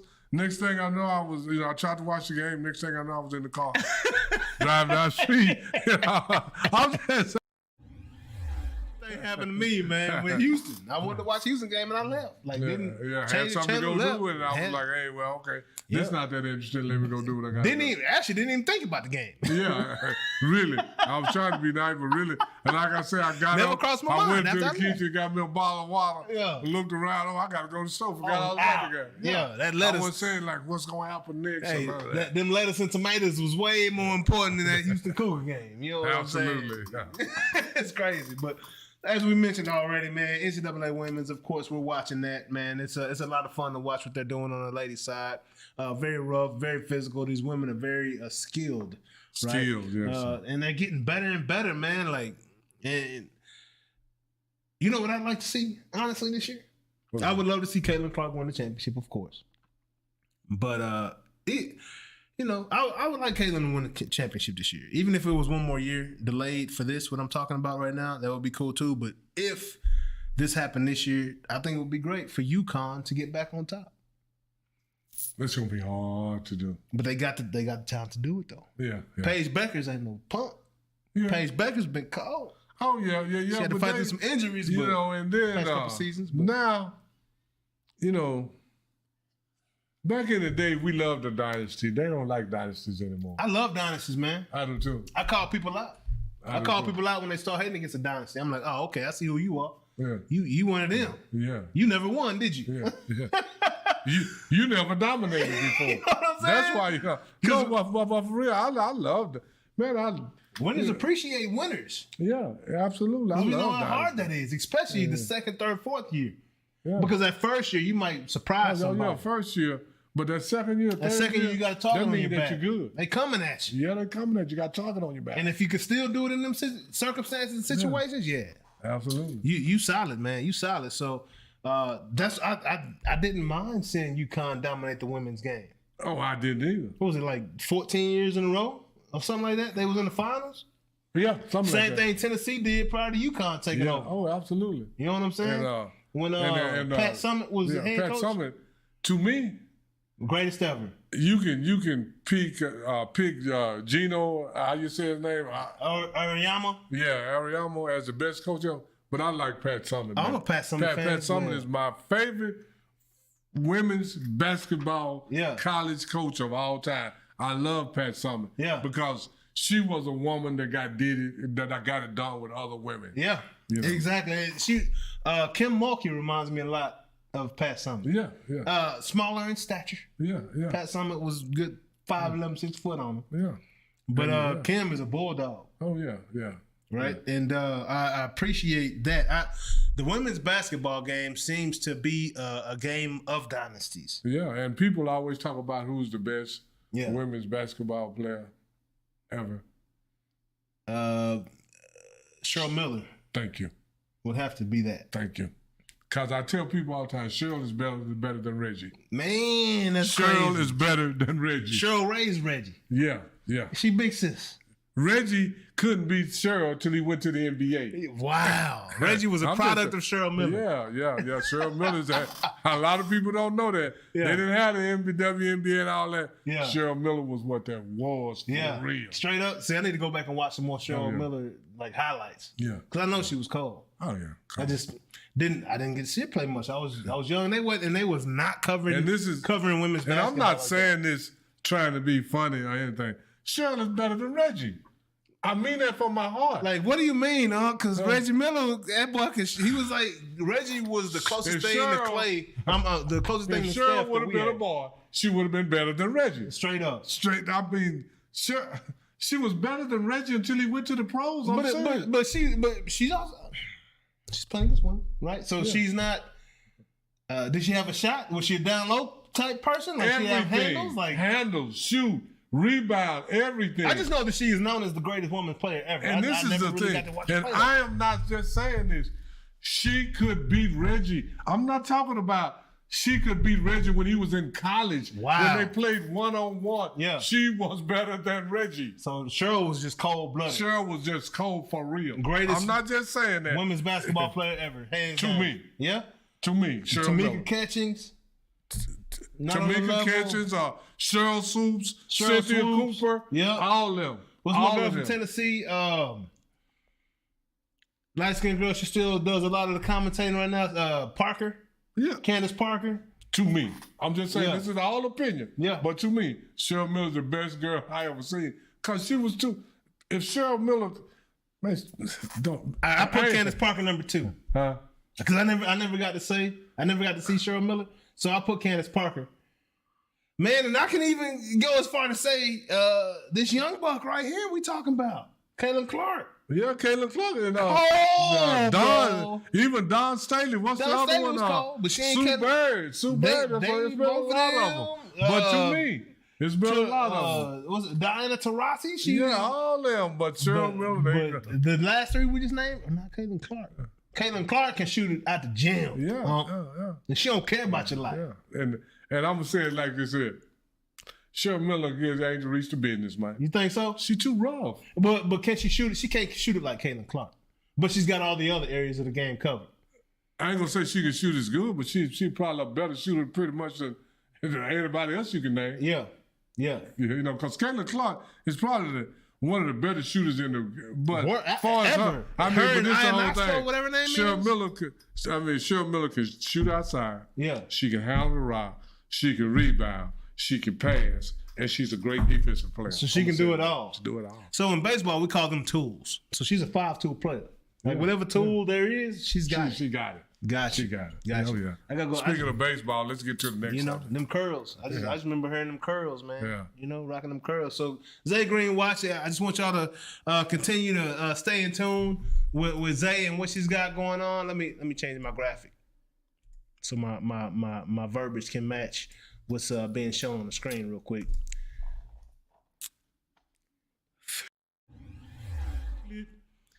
Zay Green, yeah, she's playing in the All-Star game next week during the women's Final Four. So y'all stay tuned there. It might be 2 weeks from now because they're in round 2 right now. They still got Sweet 16, Elite 8, and then Final Four. But they're having the NCAA Women's All-Star game. Zay is the only SWAC representative. Ain't that crazy? The one girl that we picked out to talk about on the show is the only one represented in the All-Star game. We must have some insider trading tips. We must know something. Yeah. Or we recognize talent. Yeah, we knew she was good. We recognize talent around here, right? We know what we're talking about, man. If you want some facts, if you want the elite of the elite, where do you go to get that information? And you want one of the best opinions in the world? Hey, Ask come to me, I'll Noonish, tell you. man. No, just, Come to Noonish. If you want to bet, go to Des Bryant. But if you want to get some good understanding about something, any sport, whatever it is, Noonish, we got you. come holler at your boy, man. We got you, man. Yeah. So Zay, again, only SWAC representative in the NCAA Women's All-Star Game that will be played at the Final Four, man. Hey, man, y'all go support that. I don't know if they got a GoFundMe. I don't know what they doing, but show your support however it comes, man. Tune in, check it out. You're going to see some future WNBA ballers. And WNBA, man, that money going to come up because the game is a lot more fun to watch these days. You know, we take fundamentals seriously. Very seriously. Right. Around these parts, around here. But we're going to keep this train rolling, man. So on to the MLB. Your boy. Whoop, whoop. We got 2 things to talk about. And we'll get this one out the way. We already kind of mentioned it earlier. Y'all see the gold tee right there. Y'all see the gold tee right here. Texas Rangers opening day World Series champions, world champion Texas Rangers open up tomorrow. I will be out there. Have you been to opening day for the Rangers? No. Man, you know what? I'm finna make a confession right here. I've been to 1 Major League Baseball game my whole life. 1. Oh, we're going to change that. And that was at the old Ranger Stadium. Yeah. Oh, the first, not even Globe, like not the ballpark in Arlington, but the original Ranger Stadium. No, the ballpark in Arlington. Okay. And I went out there and we had I missed that. They had stadium, a restaurant, Centerfield. Yeah. Did they have a Centerfield restaurant? Yeah, they got a whole office building out there, but they had restaurant. They had TGI Fridays out there. But I think the name of the restaurant was seemed like it was center field because we were right over center field. Yep. You eat. Yeah. All that. Oh, so you was in that box right there. Yeah. So, I mean, we went for dinner and then we watched the game. I mean, you get to, once you go inside the restaurant, now you only had to go to your seat because you can watch the game. Yeah. I mean, so it was more of an event. And then when we finally did go to our seats, this is why I don't like baseball. I mean, not that I don't like it. It's not one of my favorite the cat out the bag. The cat, you said you don't like it. Because what's the guy name that used to play for Seattle? He's an Asian. Ichiro Sasaki. Man, Ichiro was talking to us. Oh, but you couldn't understand him. During the game. Yeah. I mean, we point Ichiro, I mean, not me, but people out of Ichiro, he turned around pointing all this, tried to make his hand sign. Oh, it's time to bat. Now he turned back around. Yeah. I'm like, dude, you can talk to us during the game. Lucky. Yeah. Hey, but you gotta understand this. I mean, no, I'm not saying.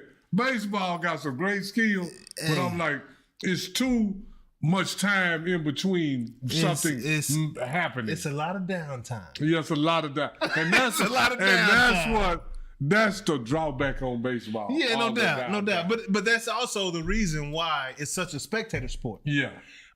Just like the golf course, there are a lot of business meetings that take place at baseball games. Oh yeah, because the action is spaced out. Spaced out. Because because we were there and he was talking to people, and I mean, because we didn't even go to our seats until I think it was about the 7th inning. Yeah. And then by the time we got to our seats was in right field, but it was close to the fence. Yeah. And man, Ichiro, I say. And this is another thing. In baseball, other sports, you have indicators, right? Like basketball, you kind of got an idea of what offense they're going to run, what they do typically, right? Everybody has.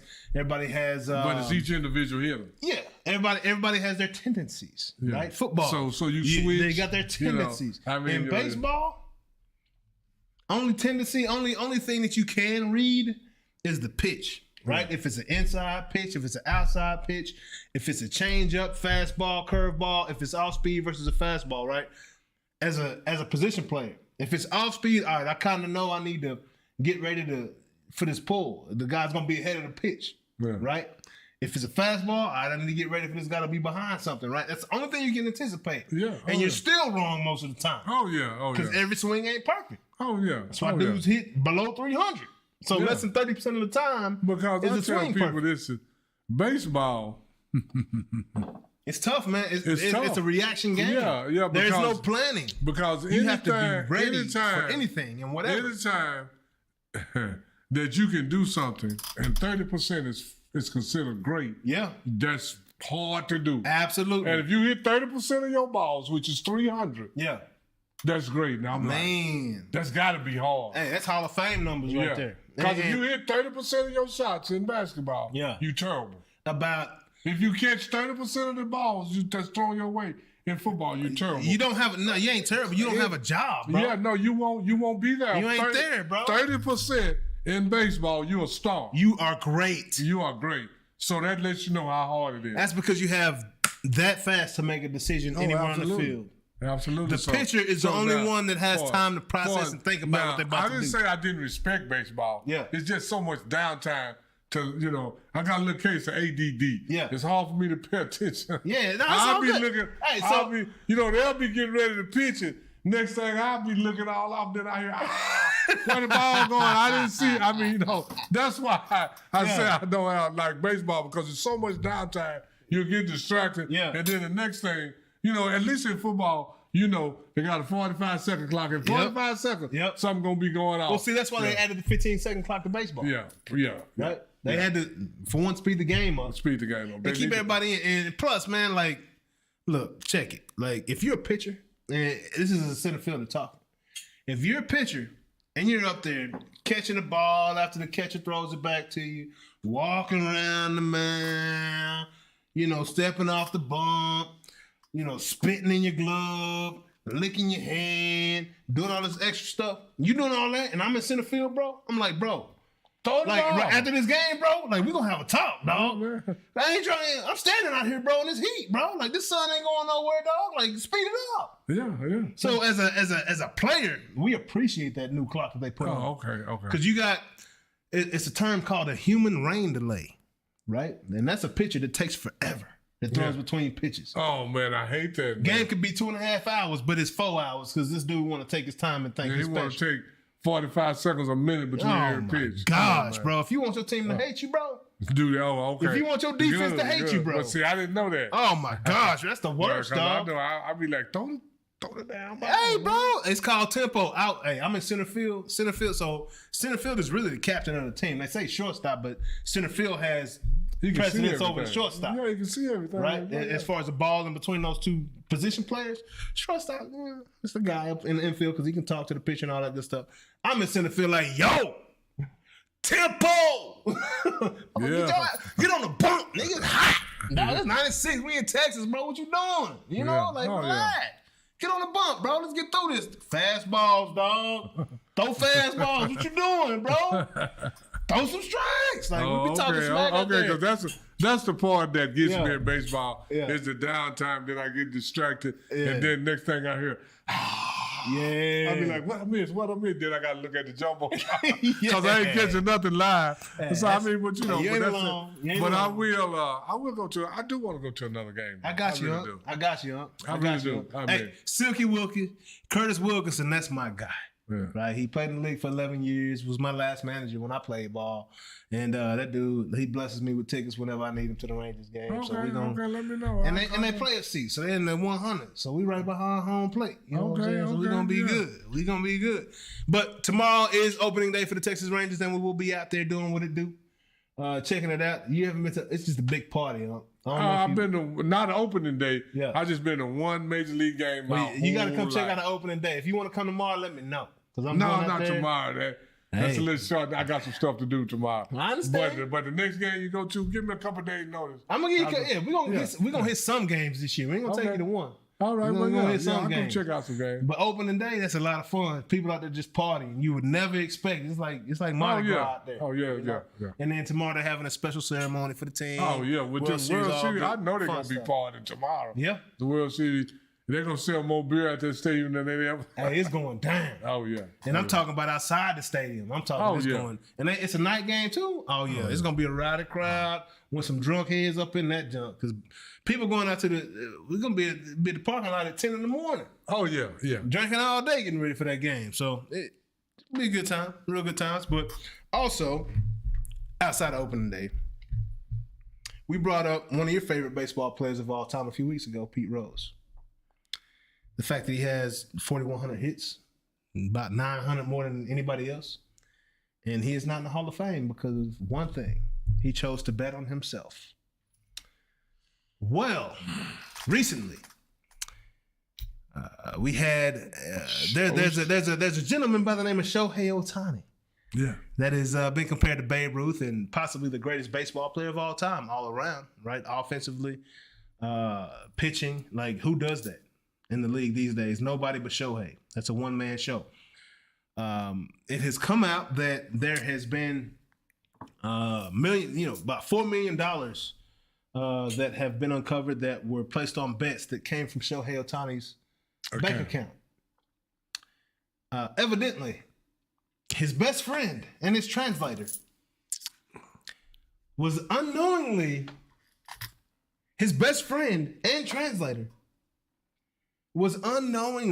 tapping into his account, placing $500,000 bets, and Shohei Ohtani somehow had no idea that this was going on. I'm gonna say this. I'm gonna say two words. What's that? Bull hockey. Yeah, I'll say 2 words. Fall guy. Yeah, bull. I say 2 more words. Johnny Manziel. Same First thing. off, same thing happened. I got a lot of friends. Yep. And some of them do have to be interpretive, not as much as they used to, because my language has changed. You got a lot of friends? No. I said I got a couple friends. Got a couple friends. But they don't have no access to my bank account. I was about to ask you, that's my next question. How many got access to your bank account, man? I don't care if they're interpreting your language or what or not. How many of them? I'm on the show. I'll call you back. What up, Highland? What up, Cub? Right. That's Johnson saying hello. She implied. Yeah, that's my daughter, man. She in another country. I got an answer what she called. Just got that kangaroo court fine, y'all. He got the kangaroo court fine. Yeah, but that right there, man. This is nowhere in the Hades that his interpreter had access to his bank account. Come on, man. And he didn't know about it? How many people got access to your bank account? We know your accountant might be able to. If you are even if you are in Major League Sports and you got other people handling your money, it's your interpreter is not one of them. The interpreter is not the financial advisor. He is not the agent. He's just interpreting conversations. But so how do you have access to your bank account? It's also Shohei's best friend. Jonathan. You see them glasses Shohei got on right there? I just want to say this right here. He didn't see you my nephew and I'm your uncle. I don't know. I don't think I don't even know what bank you use. I ain't know. Don't have come on, man. Stop that. I ain't know, I didn't know you took $4 million out of my account. $4 million, dog. Hey, not $4. I'm gonna tell you like this. Not $450. Hey, I'm gonna tell you like this. Not $400. If I had access to his account, it'd be more than $4 million, dog. You the fool. And it wouldn't be on no bed. It'll be in my account. Hey, if I got access. If you that frivolous with money, that you don't know $4 and $5 million going on, you might not know $20 million gone. If I got access, that ain't stolen. No, that ain't stolen. I got access. I used $4 million. Let me tell you just like you know what I'm saying? The only person, you know what I'm saying? The only person that has access to any of my money at all is my wife. And I'm gonna tell you like this: she got accounts that I don't have access to, and I got accounts that she don't have. But we do have accounts that she do have a joint account. A joint account. I'm still trying to grow into that. I'm trying to get there. But far as having access to all, the joint account is what that is. That's a joint account, and that's mostly for bills. $4 million. Your personal, my wife's personal money is in her personal account. Yeah. My personal money is in my personal account. The joint account is for what we do together. Yeah. So, but you're not accusing Shohei of cheating, are you? You just not if he was betting on himself. Because I'm like this. I'm not mad at Pete Rose. I would have been mad if because it's documented that Pete Rose, every bet he bet was on himself. And anybody bet on themselves, that's not really betting. It ain't. And because every time Pete Rose went to a baseball game, he was betting on himself. Absolutely. That ain't no bet, bro. That's not. I mean, but now if I go bet, I call that follow through. Yeah, you know what I'm saying? Like if I go bet, I'm playing you, Jonathan, and I put my money on you, that's suspicious. But if I'm playing you and I put my money on me, sounds like a good deal. And you see what they try to do, man. It's an NBA. There's an NBA conversation about some guys betting. And you know what Pete Rose said? Pete Rose already came out. What'd he say? Pete Rose on YouTube said, if I had an interpreter, I'd be scot-free. Oh, my God. You know Pete Rose, he go on YouTube. I love Pete Rose, man. I love Pete Rose. Pete, you can come to the show anytime, bro. And matter of fact, we about to try to make that happen. I'm gonna hit up my resources and see if I can get to Pete Rose. Oh, man. I'd love to have him on the show. But I seen Pete Rose on... I'm going to tap in. I seen Pete Rose on Vlad TV. Yeah. Pete Rose got right in Vlad, you know what? I try to say something smart. Pete Rose, Pete Rose don't care, dog. Pete Rose ain't that dude, man. Hey, he old school, Pete bro. Rose, Pete Rose is about that. I'm gonna tell you like this. Old school baseball Even though don't Pete care, Rose dog. is old man, I think he can take Vlad. Hey, and he don't care. He don't care. Old school don't care about your feelings. If you think Pete Rose ain't tough, try to block the plate. Hey, man. Try to block the plate. In an all-star game. In an exhibition game. In an all-star game. Separate your shoulders and send you to the hospital. You out of there, dog. You out of there. So, I mean, this is very similar to what Pete Rose did, you know? But man, you know what? Then Shohei, bro, like, they're going to brush this under the rug. Oh, bro. absolutely. They're going to sweep this under the rug. Oh, yeah. We're not going to hear about this 2 weeks from now. No, we won't. I don't think they said, I haven't heard about it in media but one time. They said it and they didn't mention it no more. We won't hear about this 2 weeks from now. Major League Baseball is the best at protecting their athletes. Oh, absolutely. And I learned that when Miguel Cabrera, after winning the Triple Crown for the first time in years, anybody had done that. Nobody had done it. Miguel Cabrera won the Triple Crown. The following spring, he gets pulled over for a DWI. The cop pulls him over. He says, "Do you know who the guy am? I'm Miguel Cabrera." They pull him over. I heard about the story one day. Heard about it no more? What happened to Henry Ruggs? What happened to everybody else that got DUIs? You know what I'm saying? Yeah, That was front page news, talked about, They fined, talked about that one suspended, time. Because all it was a kinds of triple crown stuff. winner. Miguel Cabrera, I didn't hear about it for more than one day. That's all. Major League Baseball has this country by the nuts. Yeah. And that's what I was saying last week about Jackie Robinson. You know what I'm saying? Like, I know what's going on. You know what I'm saying? Major League Baseball is a part of the USA fabric. That's why I will be here forever. No matter how good or bad they do, they will be here forever. Oh, absolutely. I totally agree. Forever. Because of the commerce and the business. Everything we mentioned about Negro League Baseball, Major League Baseball is benefiting from. Hotels, restaurants, all that good stuff they are pouring into. The economic impact that Major League Baseball has on the USA is substantial. Right? It's not going anywhere. You talk about 25 guys traveling, 30 some odd teams traveling. That's guaranteed money. Yeah, and they play 62 games. So they play 81 games on the road. Mm-hmm. So 81 cities. Yep. Is gonna get a windfall from every team. You're gonna get a dub. Yeah. Gonna get a dub, no doubt. Yeah. I mean, because every time a team come to your city, it's got to be worth at least it's got to be at least worth 200 million to your city. Yeah, no doubt. Economic impact. Every game, every time they come to your city. Because these are series. The hotels. We're talking about 2 to 4 game series. Yeah. Right? So we're talking hotels, restaurants for all these players, all the staff included. All the people that follow that and everybody got a following. Everybody, because they want to be around. They know where the players are going. They come into the hotel when the players show up. They go into this nice spot to the cities that they could possibly show up at. Yeah, they're going to fly to different cities and all that. So it's a windfall for every city. Yeah, man. So, oh, man, did I have... No way. Okay. Oh, we good. Boy, I was nervous. Thought I had it wrong. But we good to go, man. I'm on point today. Let's go. How about that Crown Royal? Shout out to Crown Royal. You know what I'm saying? We're going to keep this thing moving, though. Keep it moving. What we going to? We got...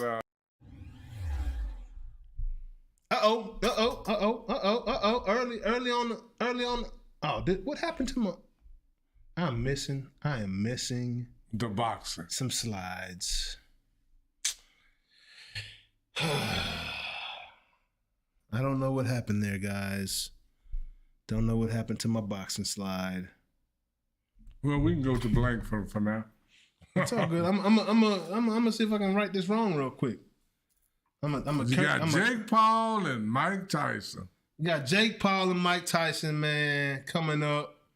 But before we get to that, there is a very significant story that has come about in the boxing world, especially significant to the city of Dallas. Now, Unc. Now, you know my sources.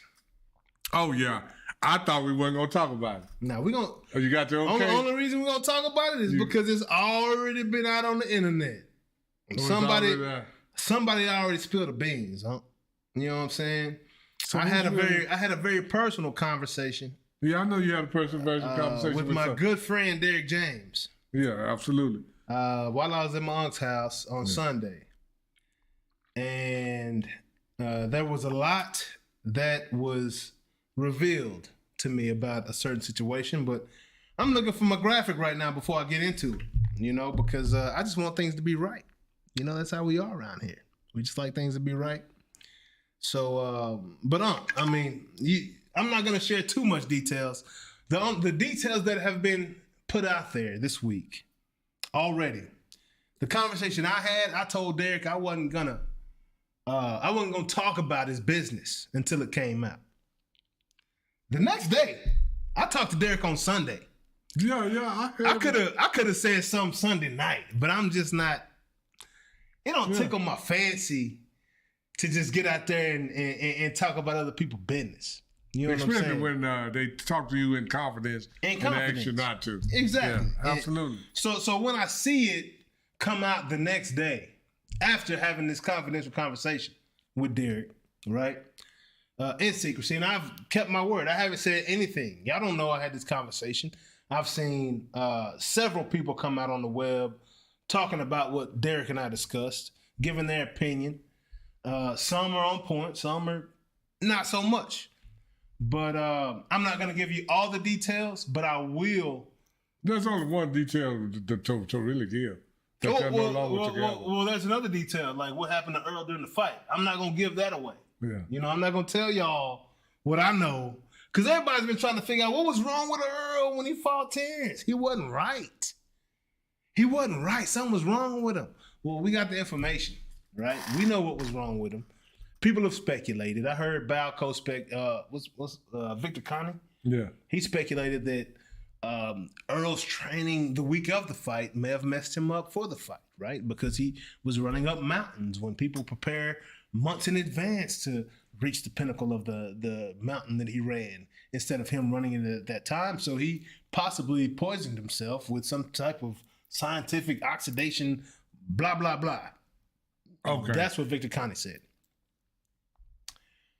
I saw what was going on because when Derek told me what happened, right, when he realized what was going on with Earl, I gave him information that I knew that he had no idea about Earl's activity prior to the fight.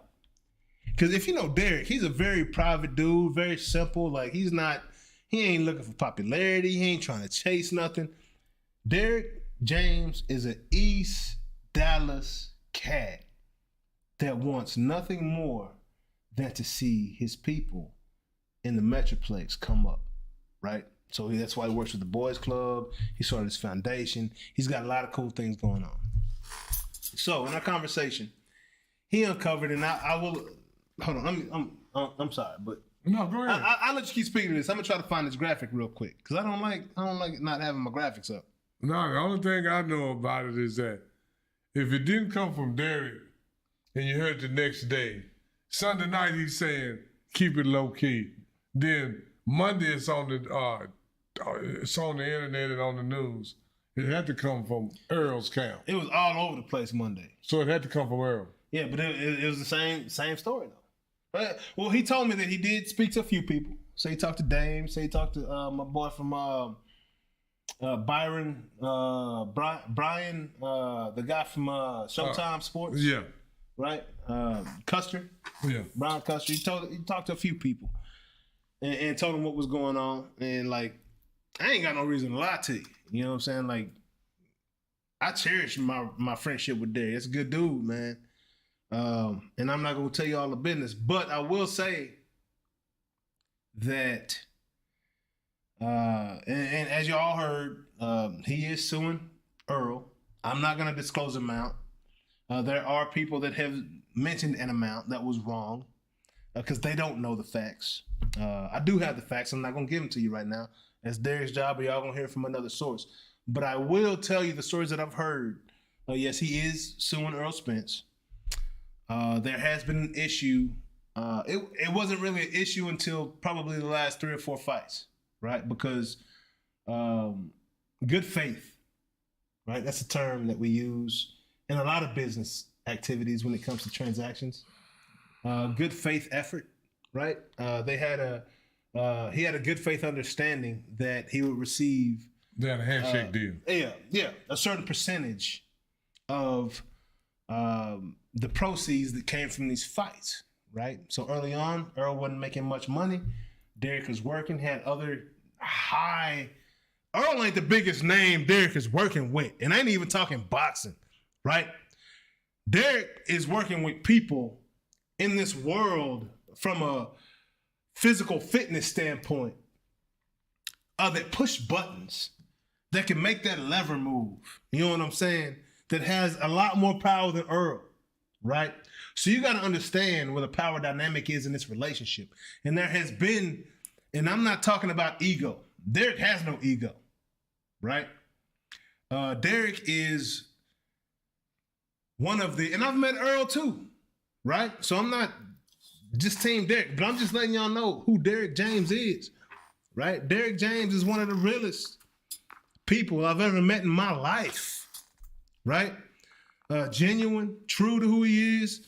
Loves the fact that he's from East Dallas. You know what I'm saying? Just like my aunt. East Dallas. East Dallas, man. It's a lot of pride. Texas. It's a lot of pride in East Dallas. Oh, you know what I'm saying? yeah, absolutely. So when Derek opens his mouth, that is the truth. He ain't got no reason to lie on nobody, right? So when he started working with Earl when he was 17 years old. They've got a history together, right? Going through this thing together. So Earl is what, 30? 32. 32. 15 years of experience together, you know? And that's the type of a relationship where you can set and have expectations from another person in the relationship and not have to address it every day. It's just understood. What's understood don't have to be discussed, right? And they had that initial conversation. It came to an understanding of what should be expected after these fights, right? Especially these high-dollar prize fights, right? When you're bringing back $25 million from a Crawford fight, when you're bringing back however many million from a Ugas or however many million from when he fought old buddy out at AT&T, David Garcia. Yeah, but right? that's usually a standard amount for everybody. Standard. He's not asking for anything more. He's not trying to do anything dirty. Look, bro, like Earl, like you wouldn't be here, bro, if you wasn't working with Derek this whole time. Period. Yeah. That's the only trainer you've known, bro. And you got 3 belts, right? You did something that Derek didn't realize you did before your last fight, and you lost it, right? I'm not going to disclose that information, but there was an issue with you in your last fight. Everybody could see it. From the time he was in the locker room, to the time he walked out to the ring, to the time he was in the ring and got defeated. Everybody knew Earl was off. Something was wrong. It don't take a rocket science to figure it out. You know what I'm saying? You can figure it out real quick if you pay attention. So that's all I'm going to say about that. But he owes this man some money. You know? At the end of the day, it's business. You know? He met him when he was 17. So that's the day the business started. Don't ever get it confused. Okay? And this is where a lot of people go wrong. They try to take advantage of the people closest to them. They got their best interest at heart. Right? Yeah. How often have you seen that take place, huh? Happens all the time when money get involved. Crazy, ain't it? When there's large amounts of money involved. I hate to even go down this road, but when there's large amounts of money involved, trust goes out the window. Man, you got to put it on paper. Hey, show me. You got to put it on paper, because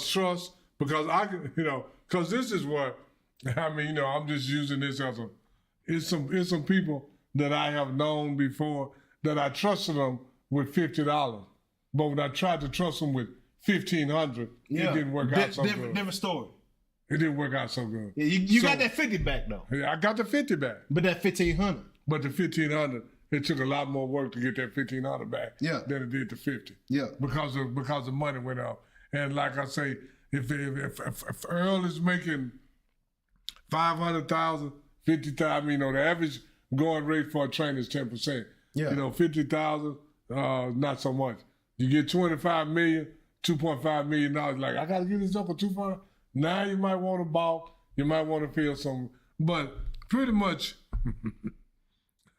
bad management and misunderstanding about money has ruined about 90% of the things that you've seen fail. Yeah. Yeah. You're right. Yeah. You're right, bro. Money changes things. And mismanagement is the thing. It's not the money. Yeah. It's the mismanagement of the money that changes things quite often. Because if you manage the money right, if you manage $25 million right, giving up the $2.5 million is not that big of a deal. But if you mismanage the 25, now you don't have the 2.5 to give. You got a chance, ain't no conversation to have. Yeah. So What's taking place? It's a money thing, man. At the end of the day, and it's unfortunate And that's because sad. And that's sad. these are two people that have represented the city of Dallas as champions, gracefully for the past. How long has Earl been a champ? 7-8 years now. Yeah. Right since he beat Kell Brook. So it's this is a travesty when it comes to the city of Dallas as far as we're concerned because they've been the best of the best as far as sports are concerned. Oh, absolutely. In the 2020s, you know what I'm saying? So sucks, man, to see it come to an end. Like they say, winning cures everything. Right? And losing fucking exposes the bad things, and this is another case of that taking place, and it sucks, man, because these are two great people that we love. Two people here, that that so-called believed and trusted in each other. Yeah, and it's not that they both quit believing and trusting in each other; it's that one did. Yeah, and I'm gonna give up on trying to find that graphic, but you know what I'm saying. It is what it is. It sucks, man. City of Dallas, man, sucks for us. It's a sad day for the city, but we're gonna keep it pushing. Keep it moving. Man, I wish it never would have happened. Yeah, but since it did, we hope everything work out for the best. Yeah, for the both of them. Because I hope Earl get a good trainer. And I hope Derek gets his money from her. Yeah, period. I'm going to say it like that. Period. Just point blank. And we're going to have to take a little break, y'all. Got to get some things fixed on this tech side.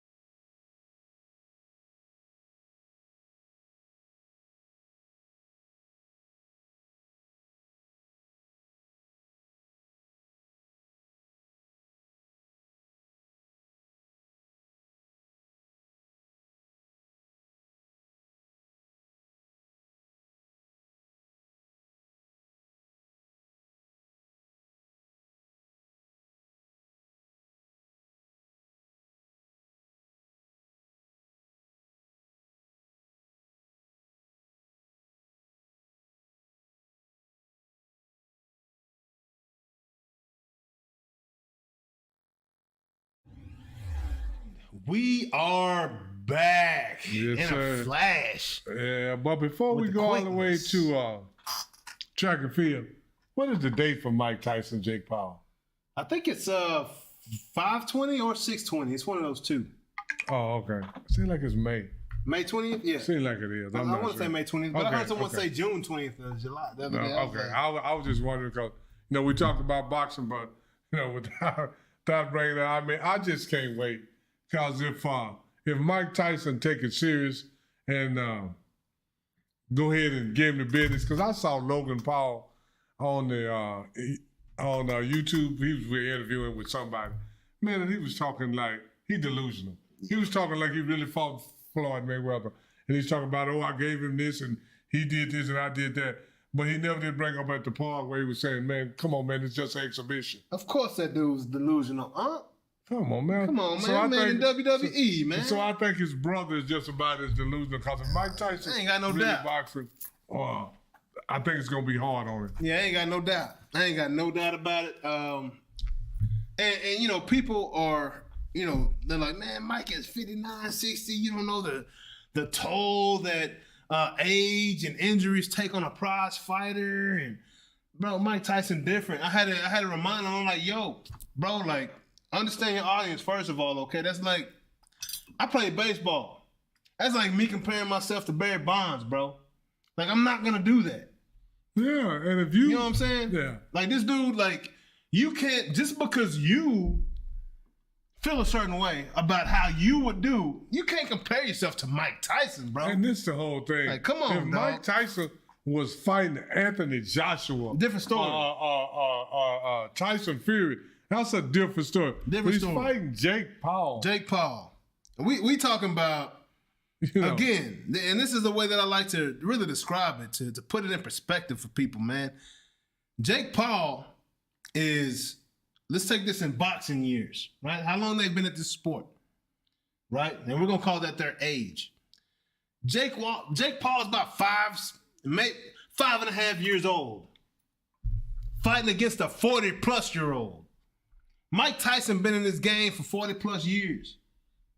When 86? Yeah, and Mike Tyson's age would really be a factor if he was fighting a real professional. Exactly. Jake Paul is not a real professional heavyweight fighter. No, he's a YouTube sensation, so that changes the game. You can say 57, 27, all that, but if Mike Tyson fight him the way that he's been training, even for 2-3 rounds, he's not gonna be able to take it. I don't care what shape Mike Tyson in. He ain't losing to no Tyson Fury's brother. What was his name? The other Fury. Oh, I can't think of his name. Jake Paul lost to Fury's brother, and this dude lost to a YouTube fighter. He's barely a professional fighter himself. Yeah. And you're talking about him losing or beating Mike Tyson. Now, I'm not clear. When boxing, anything can happen. Yeah, anything can happen. Everybody knows Jake Paul taking steroids. Everybody knows it, right? That's why he doesn't have a drug test coming into the fight. You can look at his neck. He's got the signs. Acne. Oh, yeah. He got the thick neck. He got all the steroid signs, right? Oh, absolutely. Yeah. But it don't matter, bro. You're a 4 or 5-year-old fighting against a 40-year-old man. This is what people got to realize. Steroids at the most can help you 3 to 7% better. Yeah. Jake Paul would have to be 40 or 50 times better, not 3%. Man, bro. The steroids only help you so much. Yeah. Like I say, you can give a donkey steroids. He can't win the Kentucky Derby under no circumstances. No circumstances whatsoever. Yeah, so steroids is not going to... It ain't the end all be all. Nah. It ain't the cure. Like I say, it's not gonna turn a donkey to a quarter horse. No, it ain't gonna do that. Do it, so it's not gonna do that. It can make a quarter horse 3 to 5% better. It can't take a last place quarter horse and make him a Kentucky Derby winner. It's not gonna happen. It might take a second place, a third place, and make him the winner. But you can't be the worst. Ben Johnson finished 4th in the Olympics. He got on steroids. He finished 1st. Man, but he was in the finals. It wasn't like he didn't even make the Olympic team. He's slow. He takes steroids now and can beat Carl Lewis. No, he's the 4th fastest man in the world already. Yeah, prior to coming to this thing. You know what I'm saying? So prior to tapping into that juice. Yeah. So it's more than just the juice. Yeah. It's more. Its ability is more than the juice. If you got good ability, you'll beat somebody that's all juiced up all day. Yeah, that's it, man. So I don't know why, and it's funny to me, man, like the things that people said, I'm like, look, man, like Jake Paul don't have a chance. Like, what are y'all thinking about? I don't know who y'all think Mike Tyson is, but he's about to, like Mike said, I think he's really about to retire this young man, from fighting again, Yeah. I think Jake Paul has offended the whole boxing community, even though it's been good for the boxing community because he has brought attention to them. Oh yeah, absolutely. Yeah. He has brought attention to them, and I got the graphic up finally, y'all. Oh yeah. Right.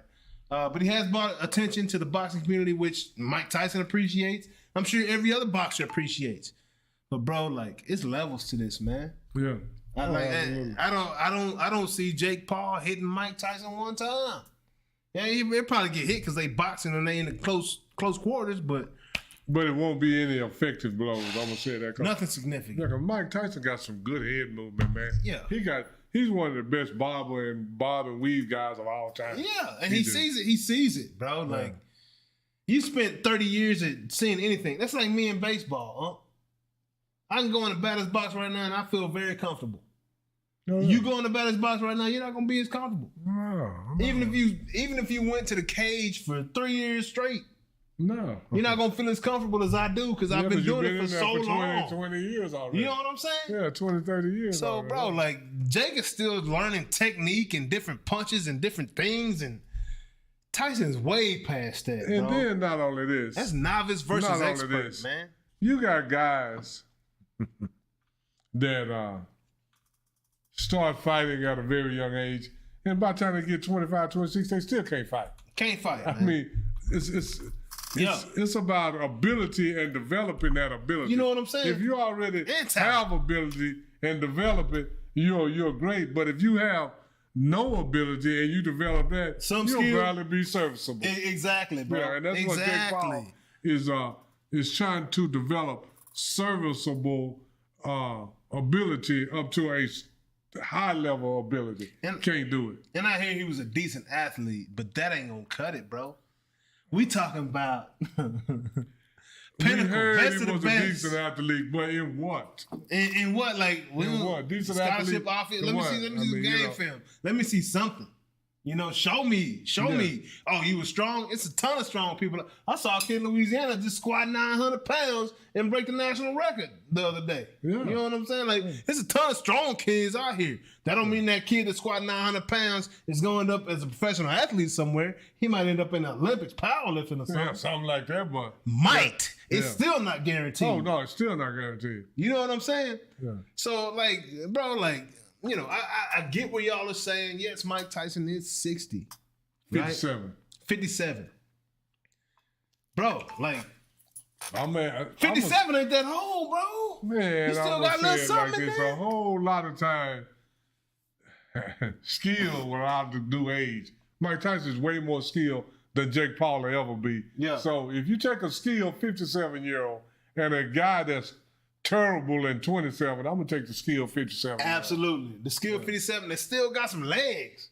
Yeah. Evander Holyfield didn't have no legs when he fought old buddy and got knocked out, man. You can't even compare those two.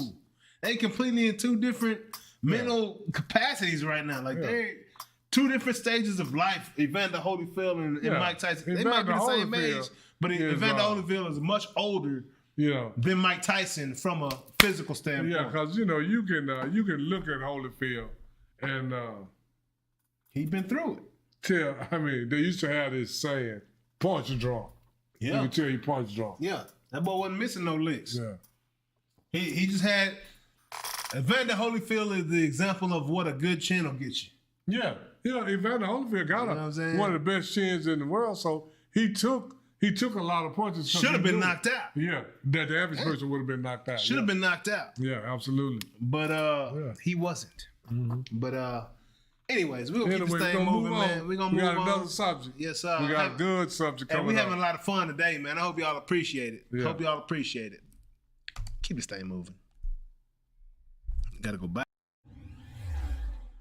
High school track and field. High school track and field. Oh my! Is that a high school time right there?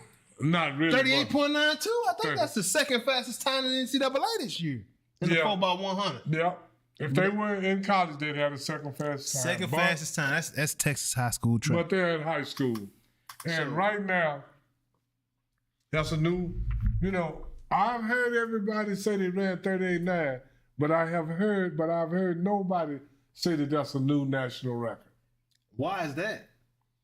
Because right now, I'm hearing that it might have been some kind of malfunction at that track meet. So we're not sure about that time. Because that is, now they had ran 40.01. That's a long way from 39. That's a whole 10 meters. Yeah.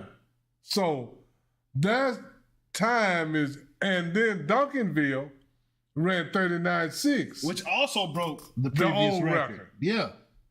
And this is what's making it suspect. The team that got fifth place ran 40.9.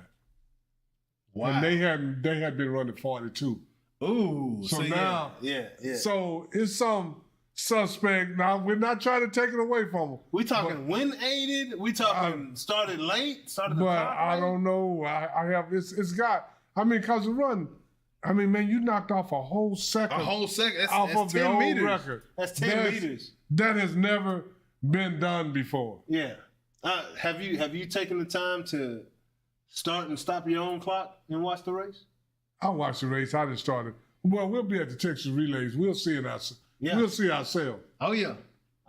So now, if they come back and run 40 point at Texas Relays, we know make that seem skeptical. We know that's not accurate right there. But right now, the energy, you got a lot of people that's track and field aficionados. They kind of like shaking their head on this because not only did the first place team do something that they had never, the second place team had never came that close to what they ran. The third place team hadn't came that close to what they ran. Yeah. The fourth place team hadn't came that close. And the fields, none of these top teams had came within.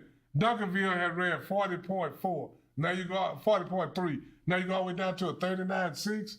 So it's something skeptical about that time. Something very suspect going on in there. And we will be at the Texas Relays. Yeah. And we'll let you know next week. So if they run a 40 point, we know this 38.9 is completely. You got to run, to make that even believable, you got to run at least a 39.4 or something. Yeah. Even on a bad day. Because, we looking at. And then you got to look at what month it is. This is still March. Yeah. And every other high school that ran 39 seconds, there's two other teams that did it, Fort Worth, Dunbar, and Jasper, Texas. Mm-hmm. They did it in May. This is March. So you're talking about 6 or 8 more weeks in the cold, Yeah. And if they get better like everybody else did, they should run 38. Low 38. At least 36. Low, At least 36 or 35. Yeah. But if they don't come nowhere near that 38 no more, we know something. Yeah, someone right in. And we'll be at the Texas Relays. And the good thing about the Texas Relays, this is the Olympic year, and the Texas Relays, they'll have some pro athletes invited. Because last year we had So what I'm showing you right here. That's what it takes 4 times that to go. That's the average split time. Yeah, the average split time would be 9.73. A 9.73. And that's virtually impossible. Will be the average split time for every individual to run that. Now. That's the average split time. Average. Now you know that your first leg at the blocks is not going to run 9.7. No, absolutely not. So not. that means that the other one's got to run faster than this. They got to run like sub 9.5, sub 9.4. Splits on that run. That's hard to believe. You may have 1 or 2 kids can do that, but they have 4. That's hard to believe. That's hard to believe in high school. I'm not saying it didn't happen. I'm saying I got to get some more evidence. I ran a 9.5 split once on the second leg in Kilgore. Yeah. At the district track meet. Did it one time. But I'm proven to be fast. Like time and time again. Like it happened. Yeah, but it's hard to believe 4 dudes. 3 dudes, yeah. And you know the first one. That first one got to run the 10-1. Yeah, out the block. So what that means? They got the next three got to run a 9-4, 9-3, 9-2. Oh, they got to be flying, huh? Yeah, I mean, so that's hard to believe, man. I mean, but Noonish fans will be at the Texas Relays. Yeah. And we might get a chance to do a little short.